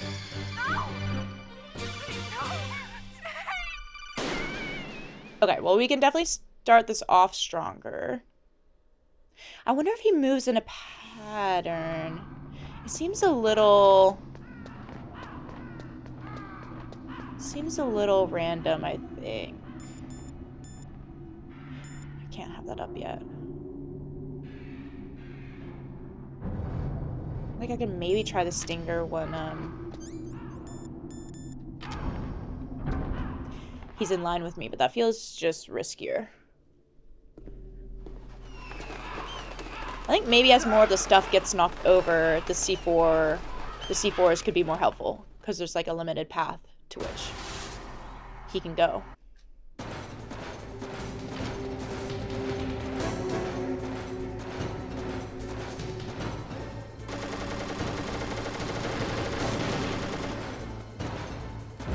Okay. This way. There we go. Love that.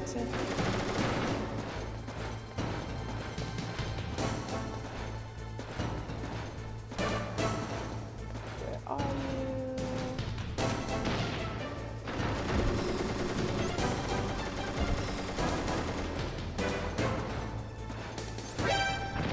Oh no.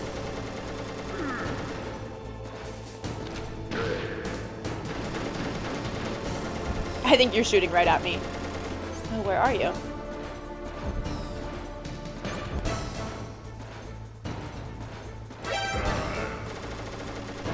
There you were. Missiles. Yeah, because I need to be close enough to see the radar. I think you're gonna get me here. Oh no. Dang it, you just need to go a little further.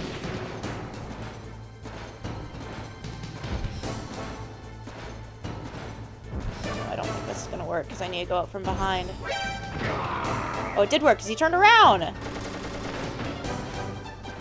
Patterns are so strange.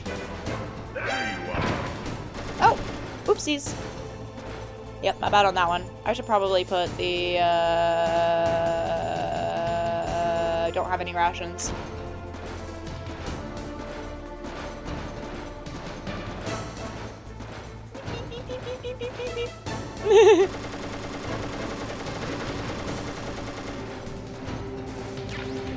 It's like hide and seek out here. Is this a ration? Yeah, there we go. Beautiful.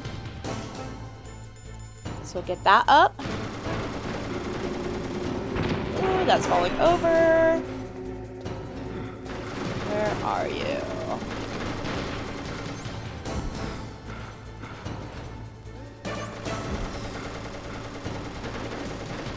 Where are you?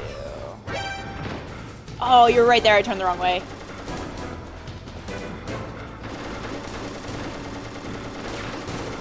C4s. Come on out. Yep, that was on me. That was on me. It's looking right at me.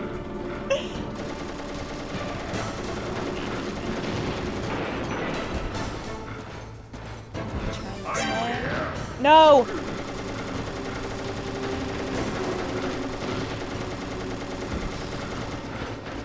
Where are you going now? There we go. Maybe a few more and I can try some C4s? Maybe I can try some C4s just going for it. I feel like you might come around here. Can I, like... Oh! No, I meant to go against the wall so I can knock against it.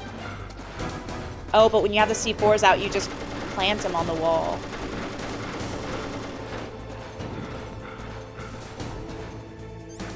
So I guess I could wait to see if he comes this way.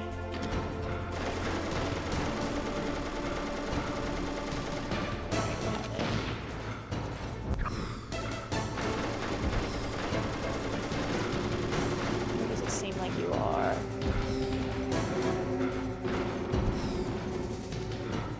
feel like you're down here. There we go. There we go.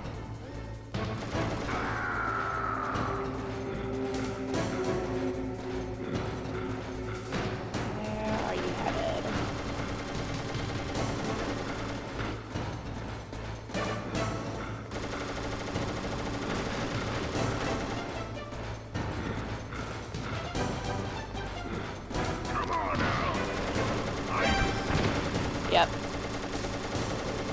You can see pretty far.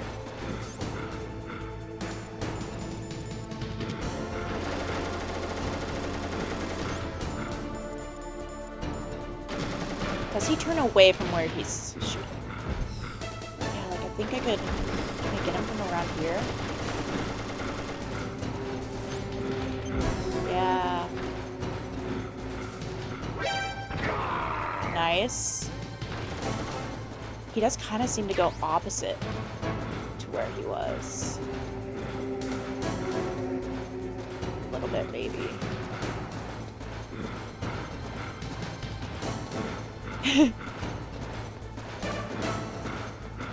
Oh. Oh, oh, here's the chance, here's the chance, here's the chance. I got him, I got him, I got him. Run, Snake!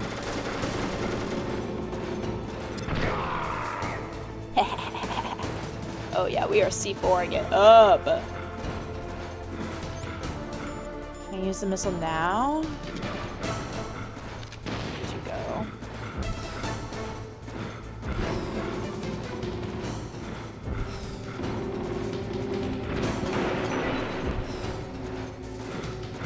I need to time this here. Nice. Okay. Get another one in? Which way are you going? Don't! Oh no! Ouchie, ouchie, ouchie. No! Get up! Get up! I don't think I have any more rations. I think that just used all of it.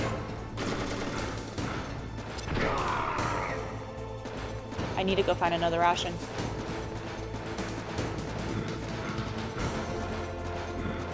Oh, please let there be another one. No, those are C4s. Come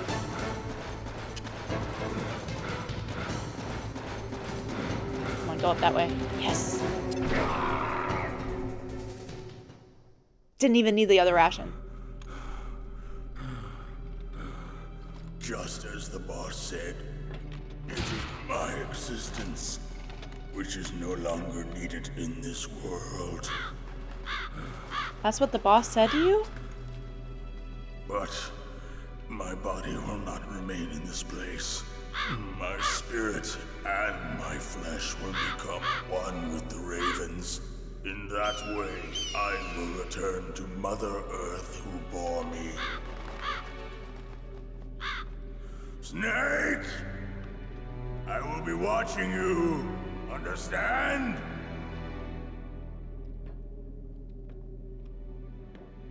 Snake, take this security card. It will open that door. Why? You are a snake which was not created by nature.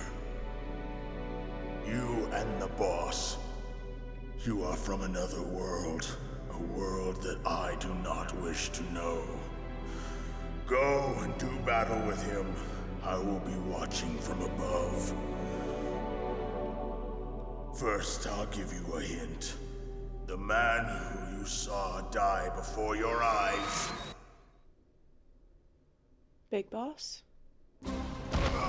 What is it? Oh.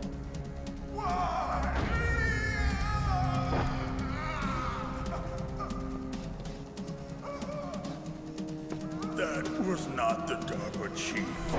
Let's go! It was Decoy Octopus. Let's a member of go! Foxhound. was a master of disguise. He copied his subjects down to the blood. So he drained the chief's blood and took it into himself. But he wasn't able to deceive the Angel of Death. The Angel of Death?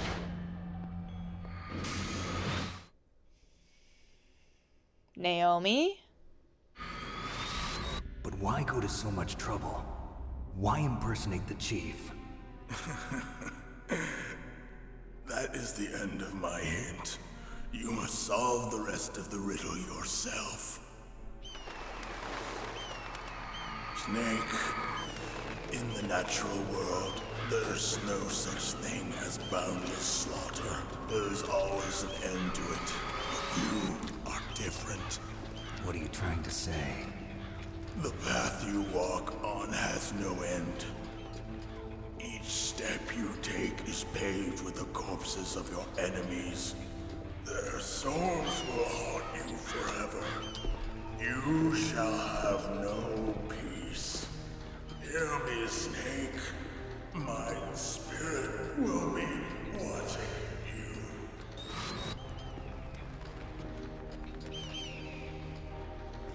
Is that like because he was genetically modified? Or because he's getting used?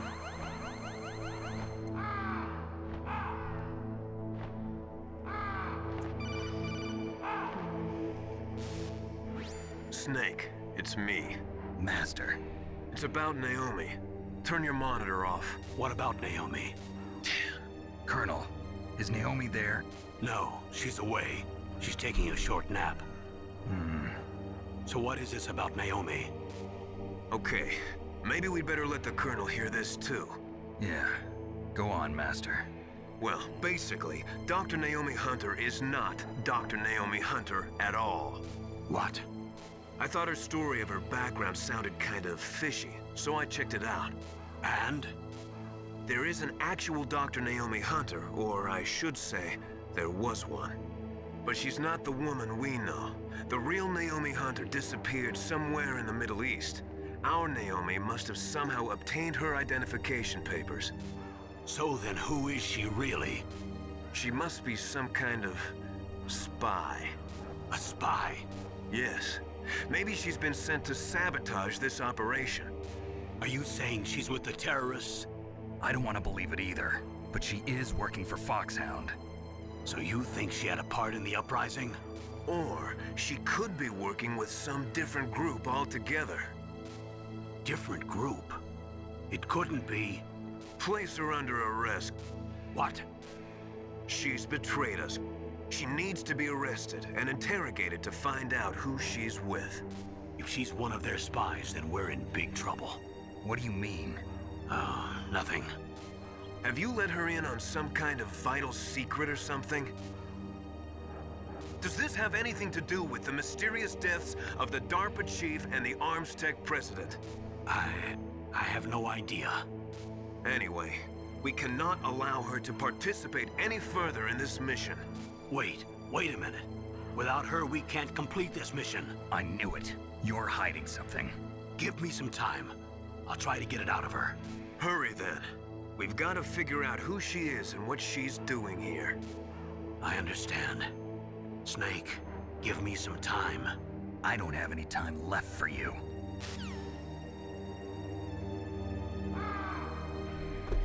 Without her, we can't complete the mission? What if they just want Snake to kill all of the Foxhound agents so that the US government can take their DNA? Without her, we can't complete this mission. So she's not Dr. Naomi Hunter. Some other group. What other group? Have we had other groups mentioned? There's some sort of vital information that Campbell has told her.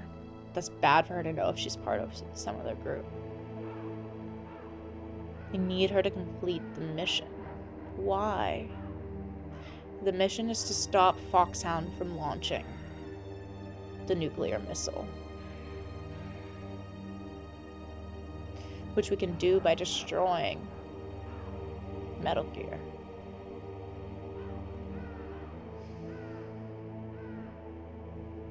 What is their mission?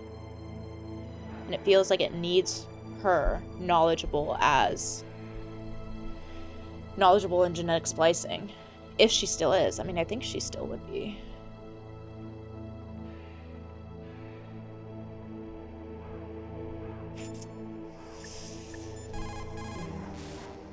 Snake, I'm sure that woman calling herself Naomi is some type of spy. And now I'm starting to think that Campbell might be hiding something too. Don't trust him.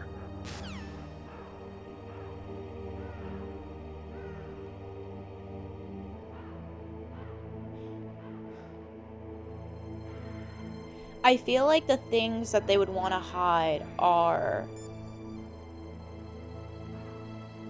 mostly the genome soldiers and this whole genetic splicing thing.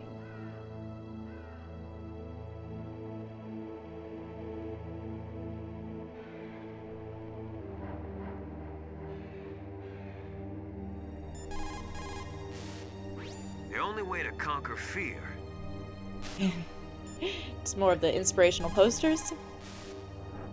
Snake, if it's about Naomi, I'm looking into the matter right now. Give me a little more time. Where is she? She's still sleeping. I can't believe it. First, the DARPA chief turns out to be an imposter, and now Naomi. What the hell is going on here? I suppose you're going to tell me you don't know anything, right? I'm sorry, Snake. A madman is threatening the world with a nuclear weapon. I guess that's what I should worry about now. And because Foxhound wanted... They want Big Boss's genes and Solid Snake's genes supposedly to cure the genome soldiers. And the DARPA chief as Octopus was asking, I think was interrogating Snake on if the Pentagon had told him anything else. I can't remember what about, if it was about something specifically or just in general. When they didn't really have the passwords. It's like they're wanting...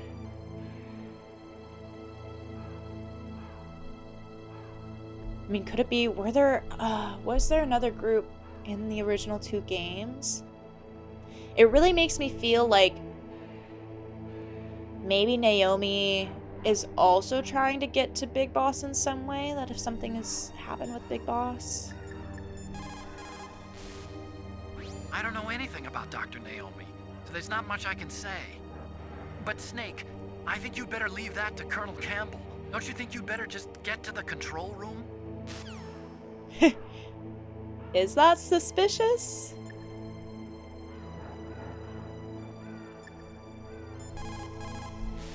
Is Otacon suspicious? It will... No, I wanna... Naomi, or Nastasha, I wanna ask you about Naomi. In the 20th century... Okay, nothing there.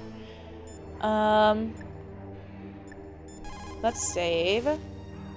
Naomi wasn't acting strangely or anything? No, I just can't believe that Naomi is an enemy spy. I refuse to accept that. I don't want to believe it either, but... Don't say it, Snake.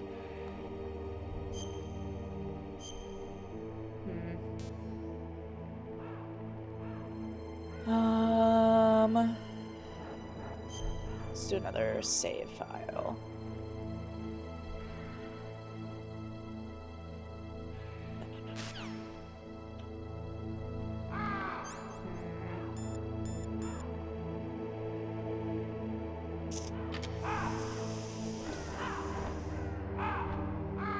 Okay, that's the door to leave, but let's go through and see if there's anything to collect.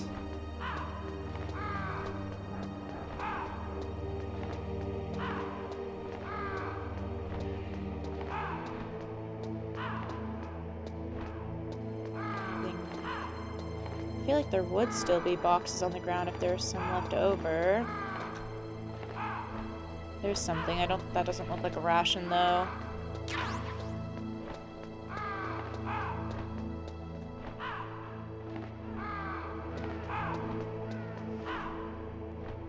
Nothing there.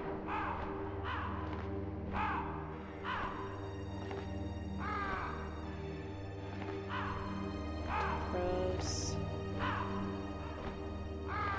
Wait, did his body change into, like, the ravens and stuff, too? Or did they just all... Did the ravens already eat him in that time? We just have the weapon left over.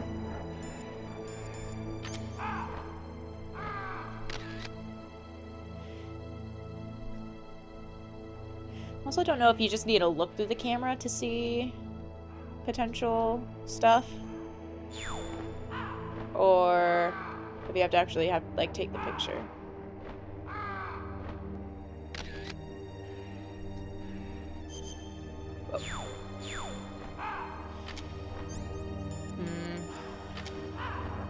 Okay. Let's go backwards and just see if there's anything. You never know. More crows.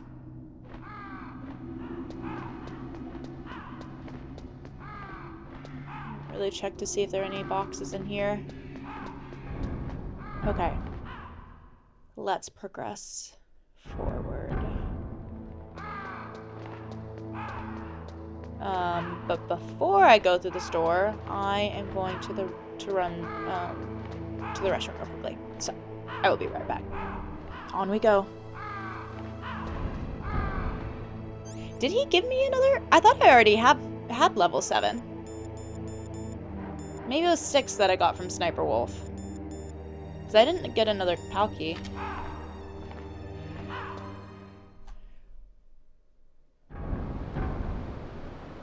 Ration? No. Ocean? Wind?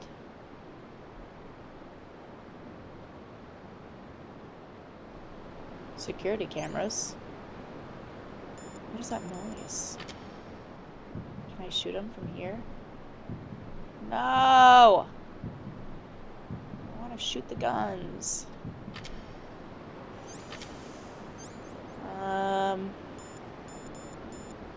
Okay, well, I guess I'll pull out the chaff grenades.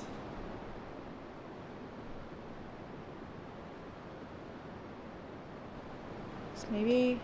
I wonder if... Oh!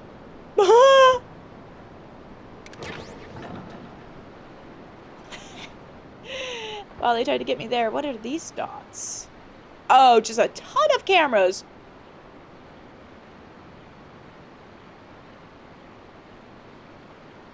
They didn't even bother putting, like, the whole place is probably in yellow. They didn't even bother putting, anything on them. What? Maybe I should have planned out my route.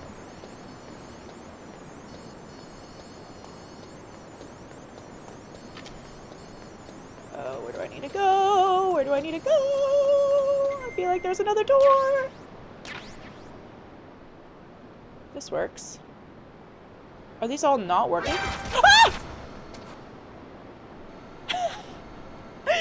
Or maybe I just need to be close enough. I swear I was right in front of them. I was standing right in front of them and nothing happened. Oh, the water. Look at that. It's pretty good. They're pretty good with that. Okay, going to that door.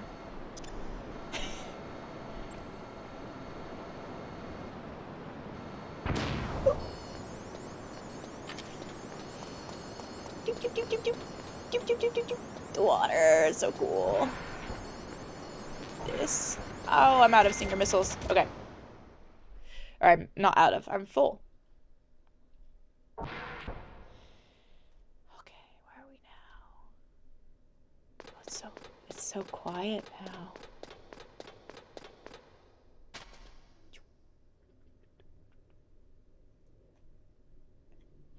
I think this is Metal Gear.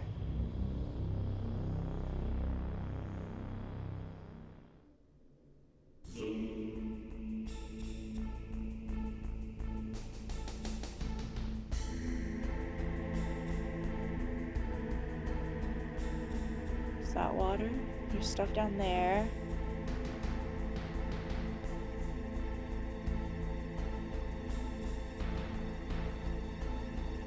Yeah, I don't even know what my mission is anymore, but that's just based on the thought that I don't think they have the passwords to launch.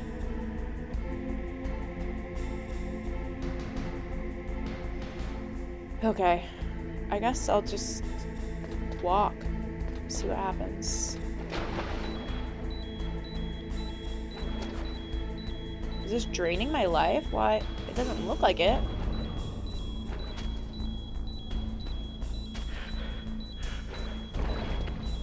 Why is it making that noise?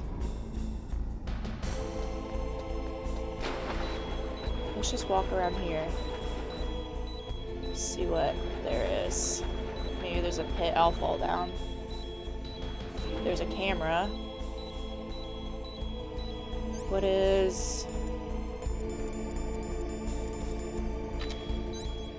This looks,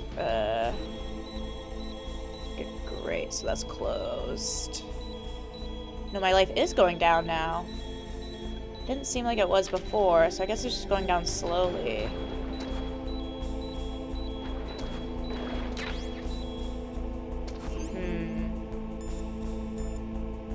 Is this just nuclear wastewater?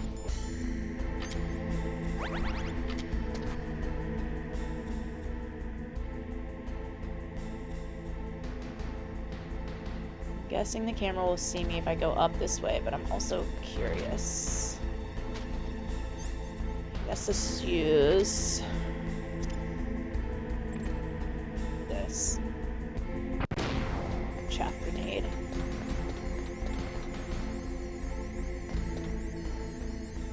Where are we here? Platform up there.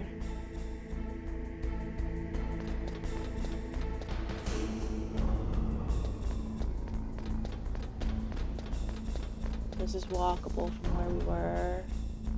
That's just a pillar. I don't think anyone's in here, but maybe I'll have the SOCOM ready just to be safe.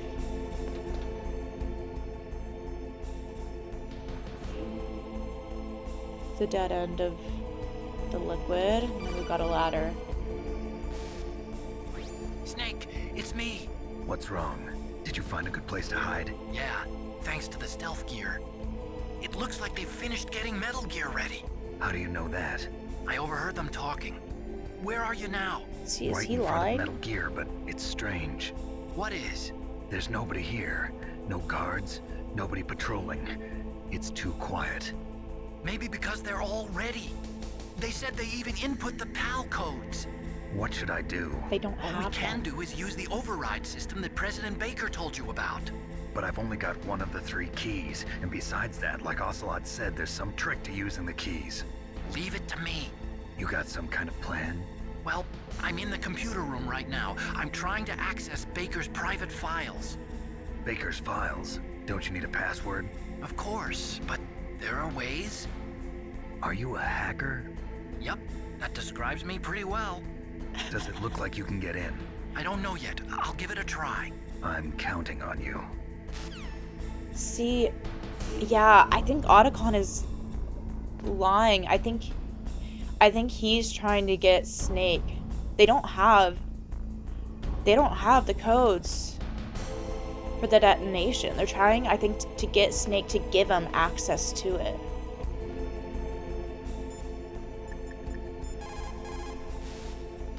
Snake, stop that launch. Head for the control room in the underground base. The control room is on the 3rd floor of the underground base, isn't it? There's no time.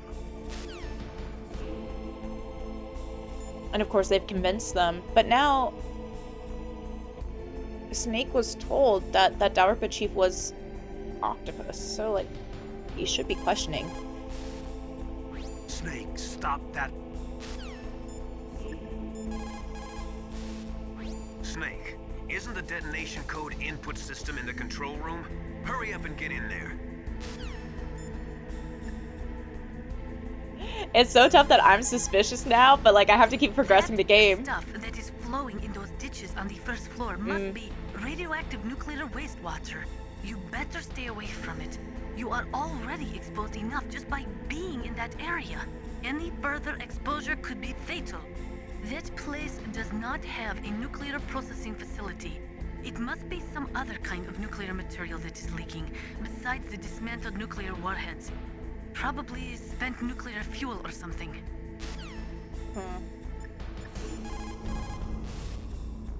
That's where the emergency PAL code override system is.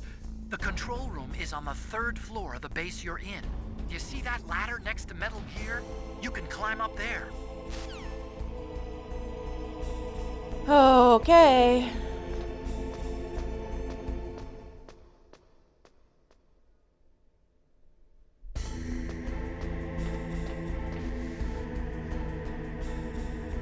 Now we have jamming.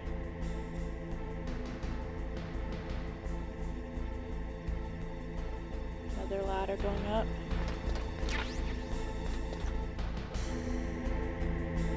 I don't think this doesn't look like a door that would open.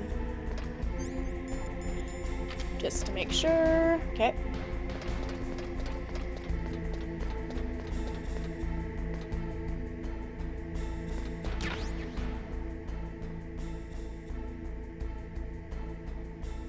Maybe I have to get to that other side by going up and over.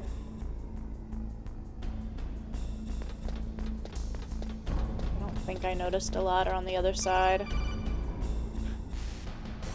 Snake, it's me again. How's it going? Not bad. I just got past his 3rd security level. He was a pretty careful guy. Do you think you'll break in soon? I never met a system I couldn't bust into. Okay, keep trying.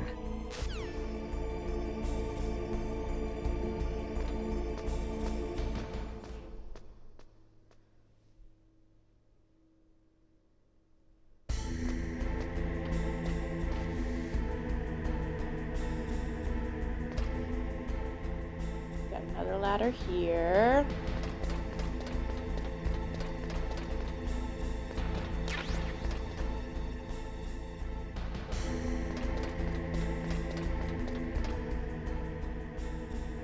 Just a box. What is this? No, that's the bottom. Those are the bottom walkways.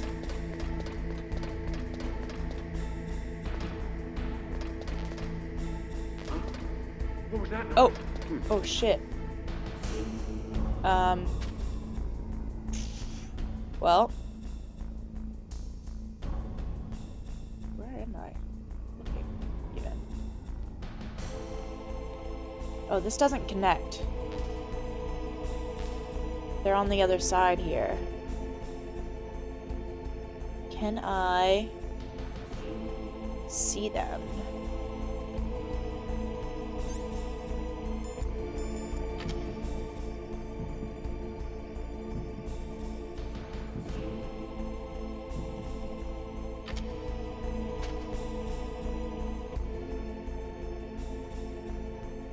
There's someone over there. Can I see that far? Oh, shoot. I need the diazepam, I think. I don't know if I'm going to be able to do this, though. But I am full on this. So, let's give it a try. Oh, no. There you go, sooner. Can I get you? You're just gonna keep patrolling? Fully down? Nice!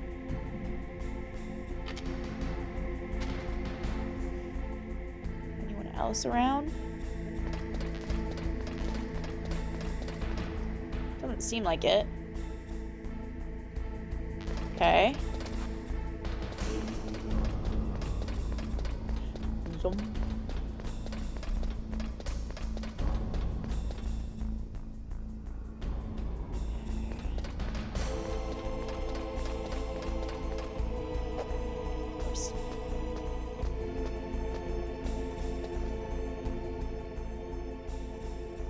Ladder down to the other side.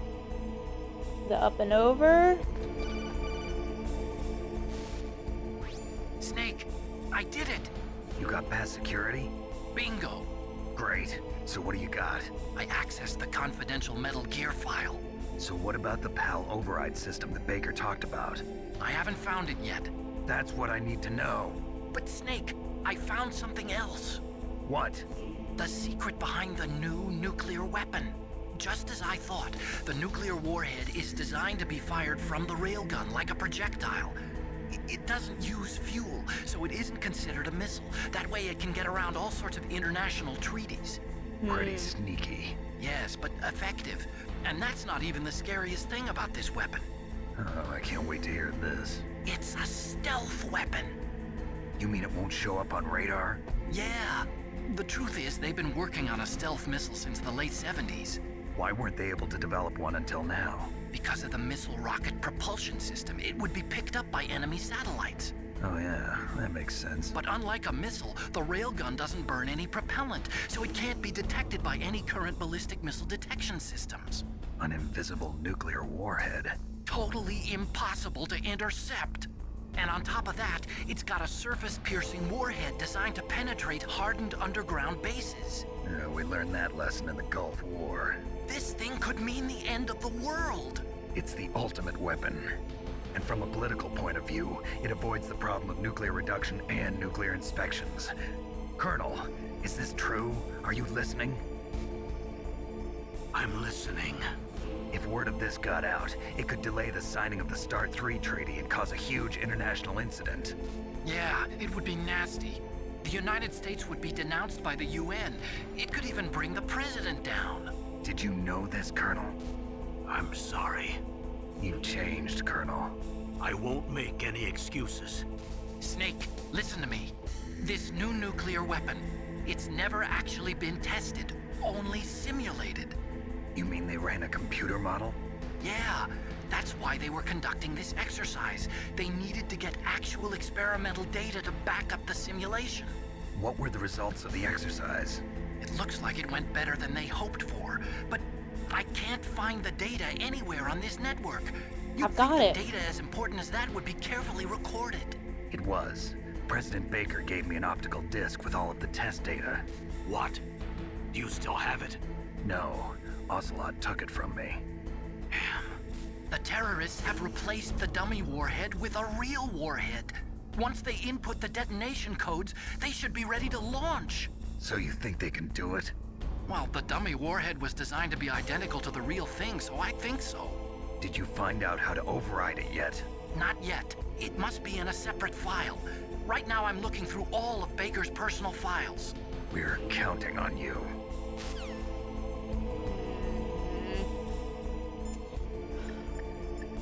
It is really hard to try to, like, piece the things together, or...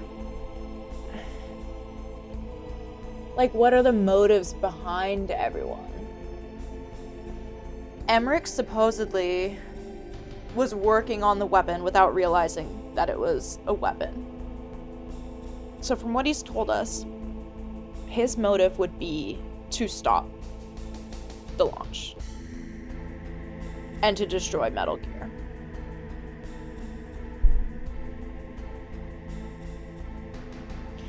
It seems like Foxhound's motives, from what they said, were to cure the genome soldiers. So they just want access to Big Boss's DNA and Snake's. The government's motive seems to be to publicly facing look good by signing the treaty. Hang on to this weapon. I mean, they don't want to give anything up. And to not give up Big Boss's genes. Or remains. Who knows what Naomi's doing?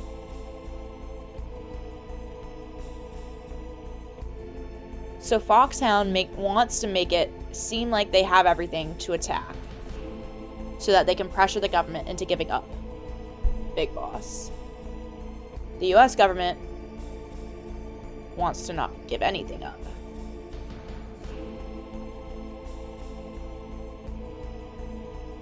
I think it would make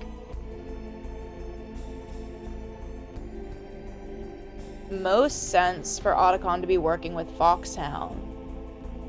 Maybe, I don't know. I mean, Otacon could also be in on the wanting to cure the genome soldiers. Naomi seems related to the Genome Soldiers and has done work there. She could be wanting to stop that and prevent more of it. Or she could be with a group wanting to gain power. So she could be wanting to learn more about Metal Gear and how they built this weapon.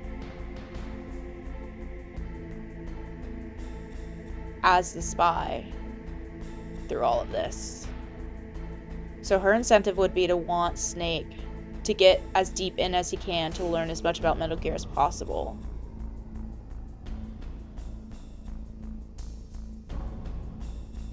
I feel like the government's incentive would be for Snake to basically wipe out all of Foxhound. Like, kill all of Foxhound. Not destroy Metal Gear.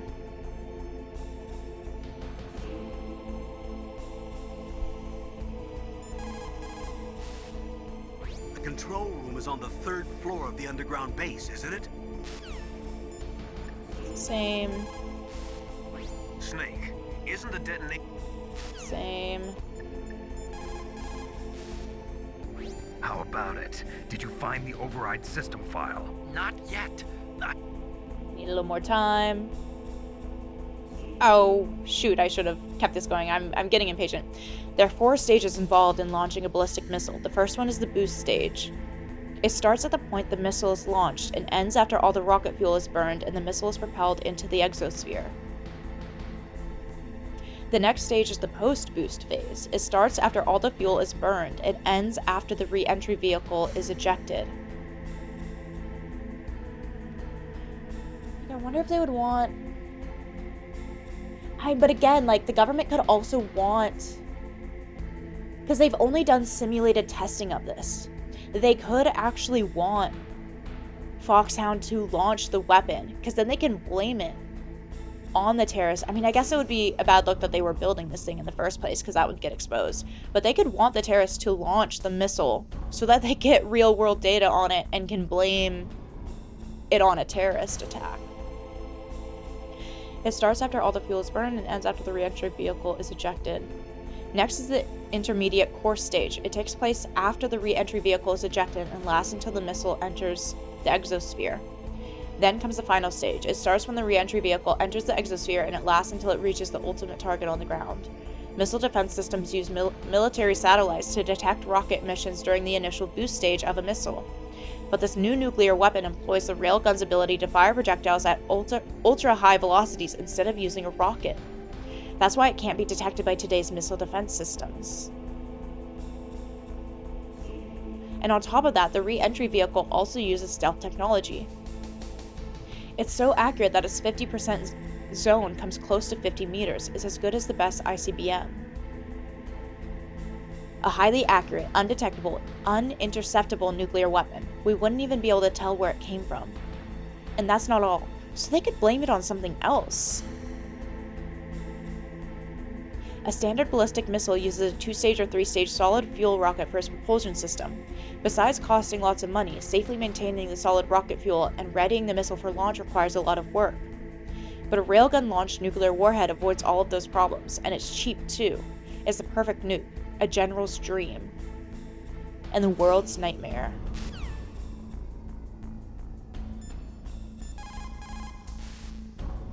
How about it? Did you find the override system file? Not yet. I need a little more time. That's called Nastasha. A tranquilizer, yes. I heard that Sniper Wolf uses them to prevent her hands from quivering. Maybe you should try the same thing. Oh, that's because I have the 1970, all 5 diazepam out. nuclear powers, America, the Soviet Union, France, England, and I've China, heard this. signed the NPT. The treaty provided that the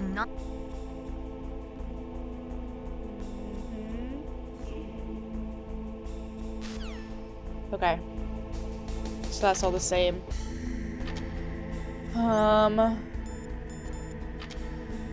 What if I have the medicine out?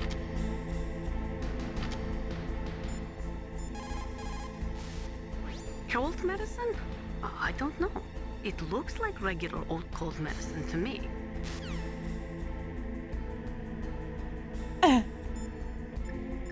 Did Master tell me anything? Snake, isn't it? Maybe it just Control heals. room is- I don't know. Huh, okay.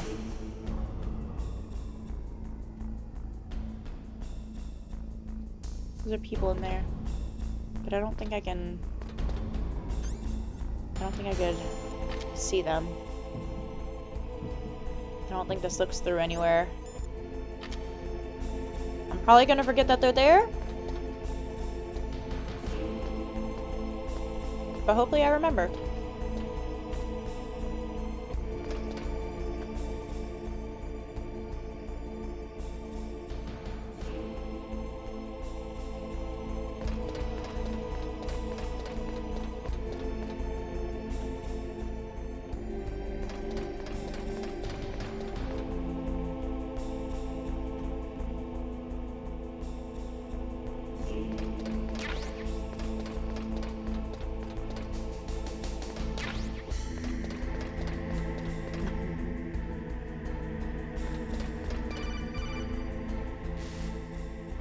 Snake! Did you find it? No, I haven't found out about the override system yet, but I found Baker's ulterior motive. He's just looking to get rich, isn't he? Well, that's part of it. Armstech is in much worse financial trouble than I thought. I know they lost their bid to make the next generation fighter jet. That plus the reduction in SDI spending. It looks like there was even some talk of a hostile takeover. Everything was riding on this project, I guess. And it looks like we were paying a lot of bribe money to the DARPA chief. Bribe money, huh? Yeah, and Baker was a big proponent of the nuclear deterrent theory. I see. So To anyway, be able to still create what a about weapon. the override? Just give me a little bit longer.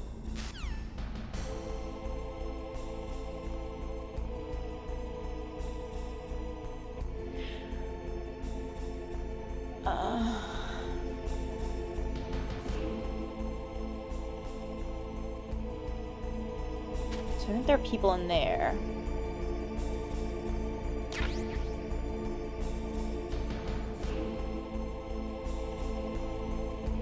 I think this padding could be loud. So we'll just crawl. I know it's slow, but get there eventually.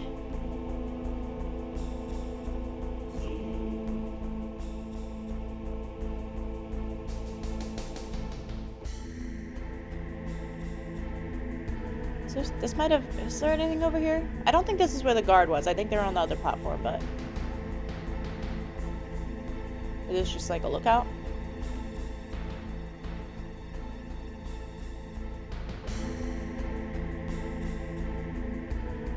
I feel like maybe that would be bulletproof glass.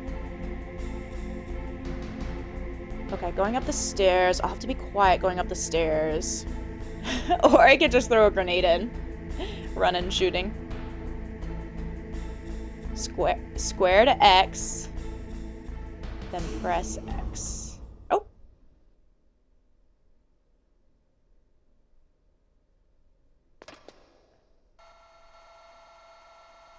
What was that?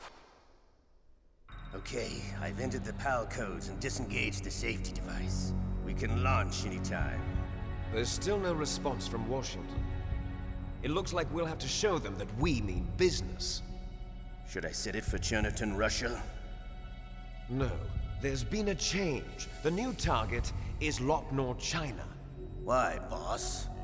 I'm sure neither you nor Mr. Golukovich would really like to see a nuclear bomb dropped on your motherland, right? Liquid. But why? There's nothing there. Wrong. It's a nuclear test site. A nuclear test site? If we nuke a major population center, the game's over. But a nuclear explosion at a test site can still be concealed from the public. Meanwhile, Washington will be worried about the retaliatory strike from China.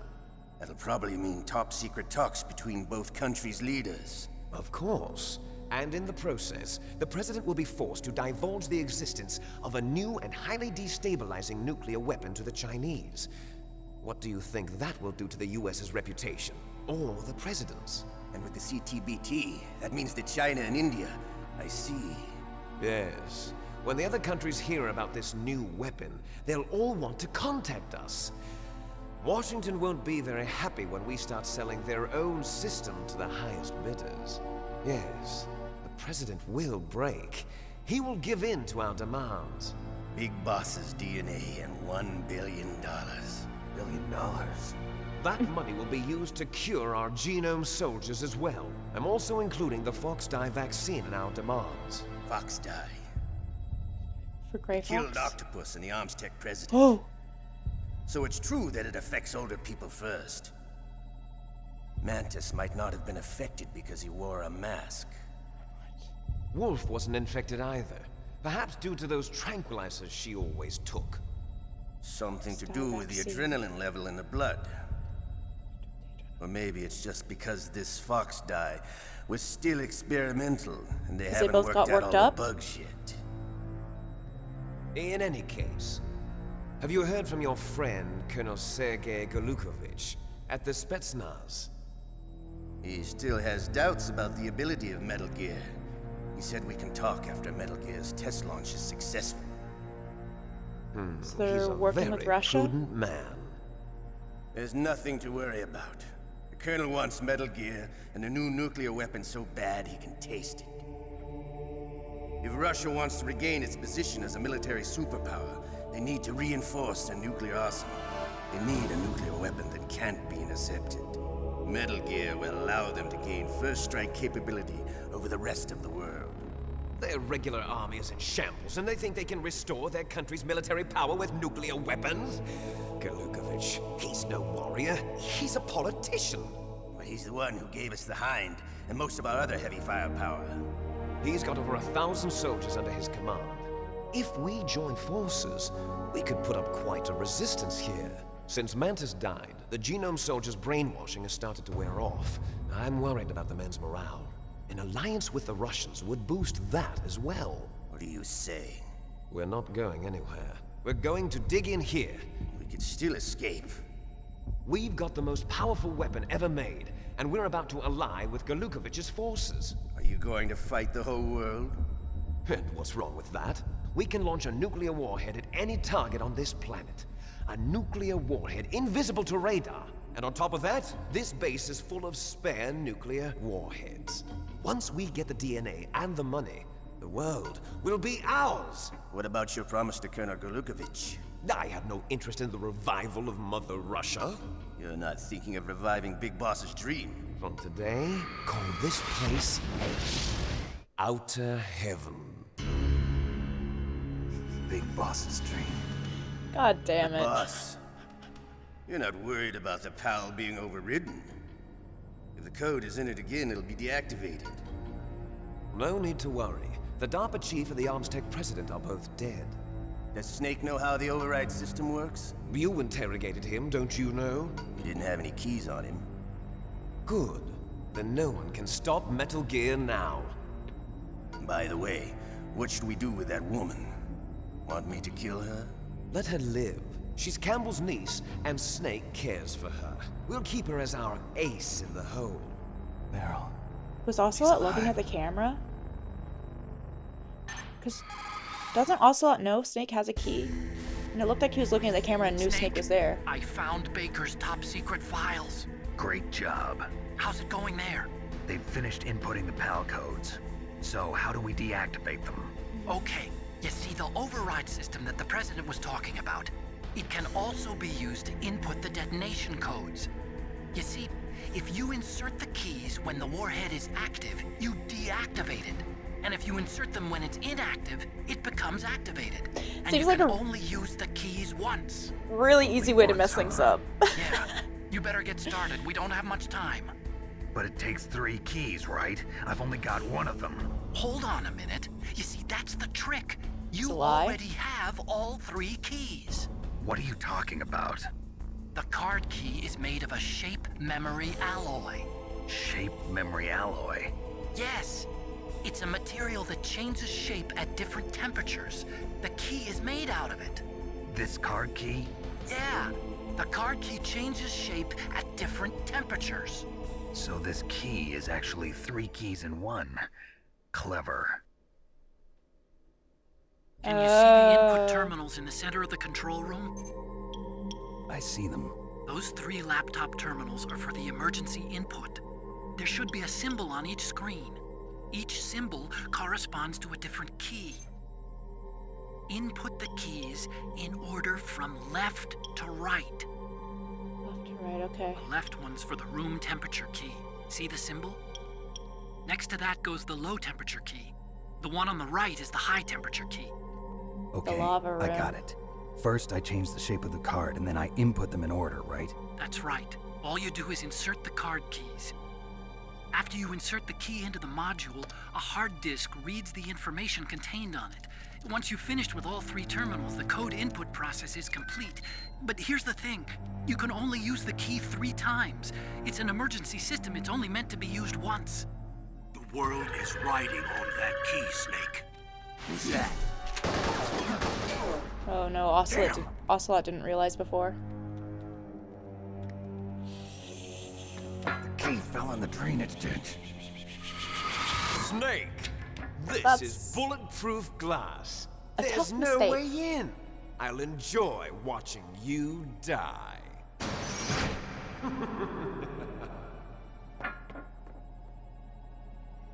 Snake, you've got to get that key.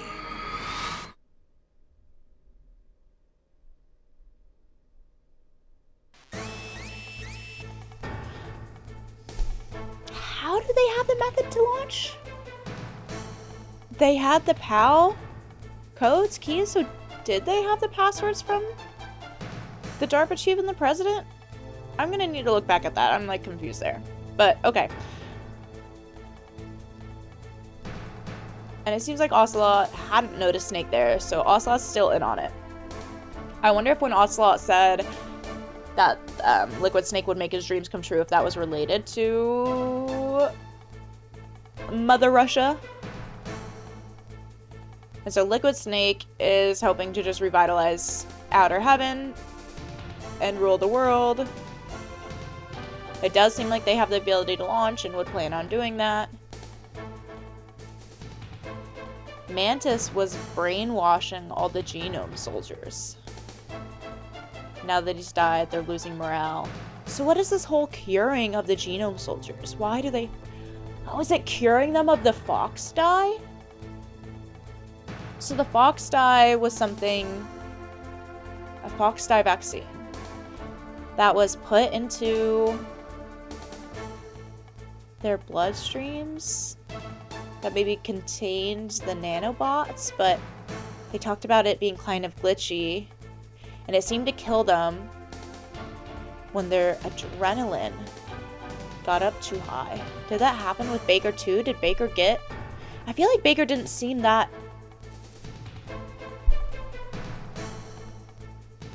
The DARPA chief or Octopus definitely did. I feel like the president didn't seem to get that worked up. I don't know.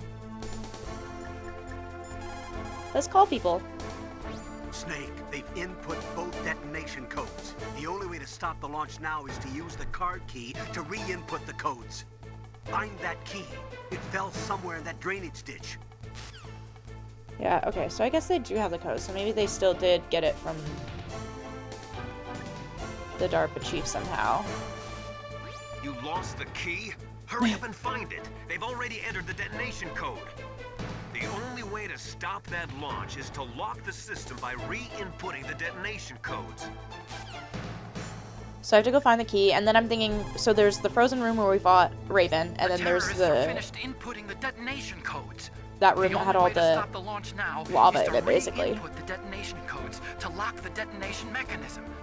You need that key to do it. Find that key, Snake. There's no other way.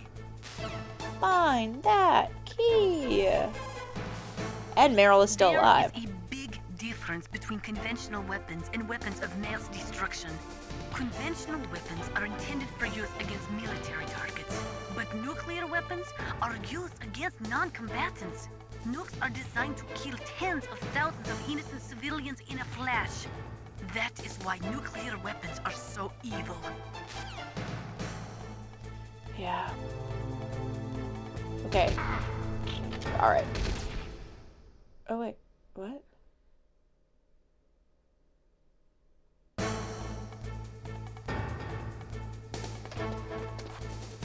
It's just kind of like re-trigger the cutscene.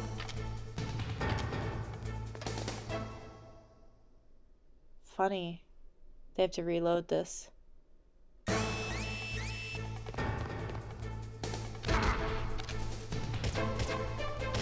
Wait, can I run? Hold on, I need to practice my running.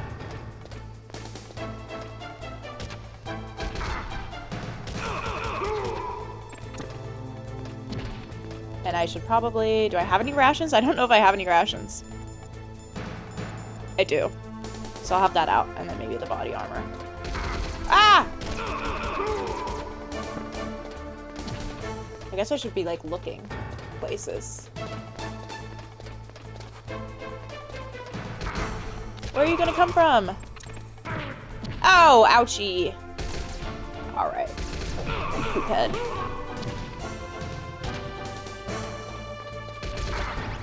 No! Alright. Alright. I think they're just gonna come up from behind me. So we just gotta run. We gotta get to the bottom. Climb, please! Are they gonna be on the other side?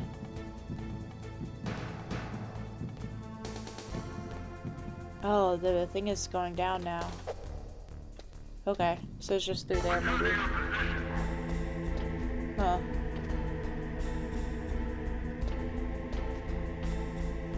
Although I should maybe still keep an eye out. I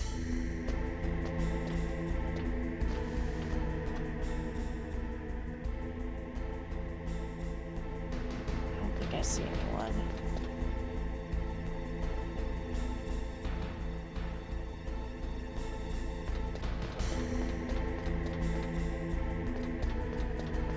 The ration's going out quick.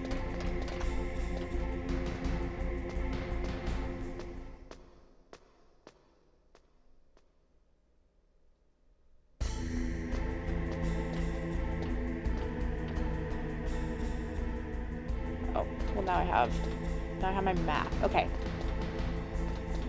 So it landed in drainage. But I don't have a lot of health for potentially swimming through the water. If it's still in this room.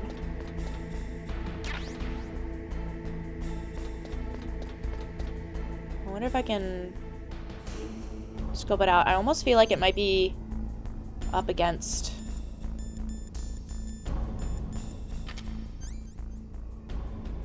the grating.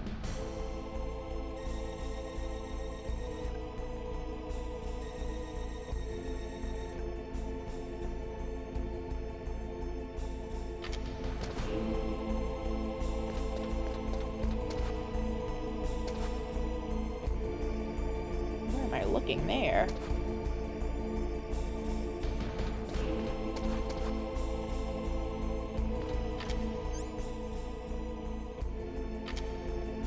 Let's check the other side.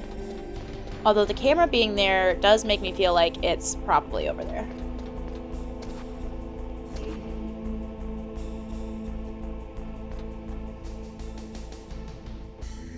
Because otherwise, why would they bother putting a camera over there?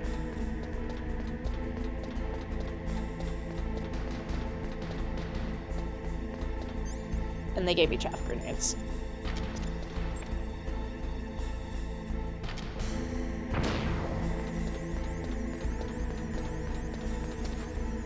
No, go down. Whoa. Can I go through there? No. Will it see me if I'm in the water?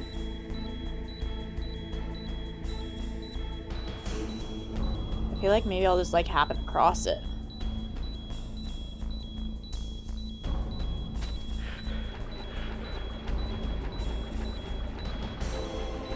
Maybe.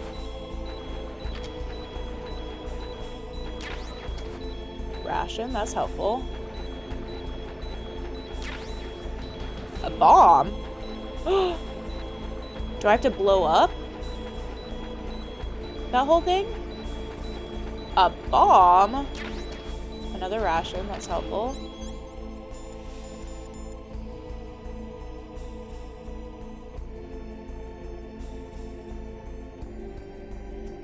Does this have a 2-second timer on it? Identity unknown. Press circle while menu is open to throw. Let's just up my life real quickly. Oh, it's like about to go. Those who forget the past are doomed to repeat it. That is why the world must never forget Hiroshima and Nagasaki. You lost the key? If I use the mine detector, you should be able to find the key even if it fell into the drainage ditch. Whatever you do, find the key. How did I pick up a bomb that was about to explode? Find that key. Mine detector. Works just like a metal detector. The position of your card key should show up on your radar screen.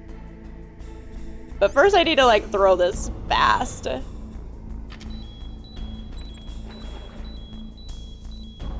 Is it? There, good. How did I pick that up? Okay. No, go up. Can you go up? There we go. Should show up. Oh, it's right there. Right? It looks like something. So I must have, like, just missed it. Okay, nice. Is there something else here? No, it was just flashing out. Okay, perfect.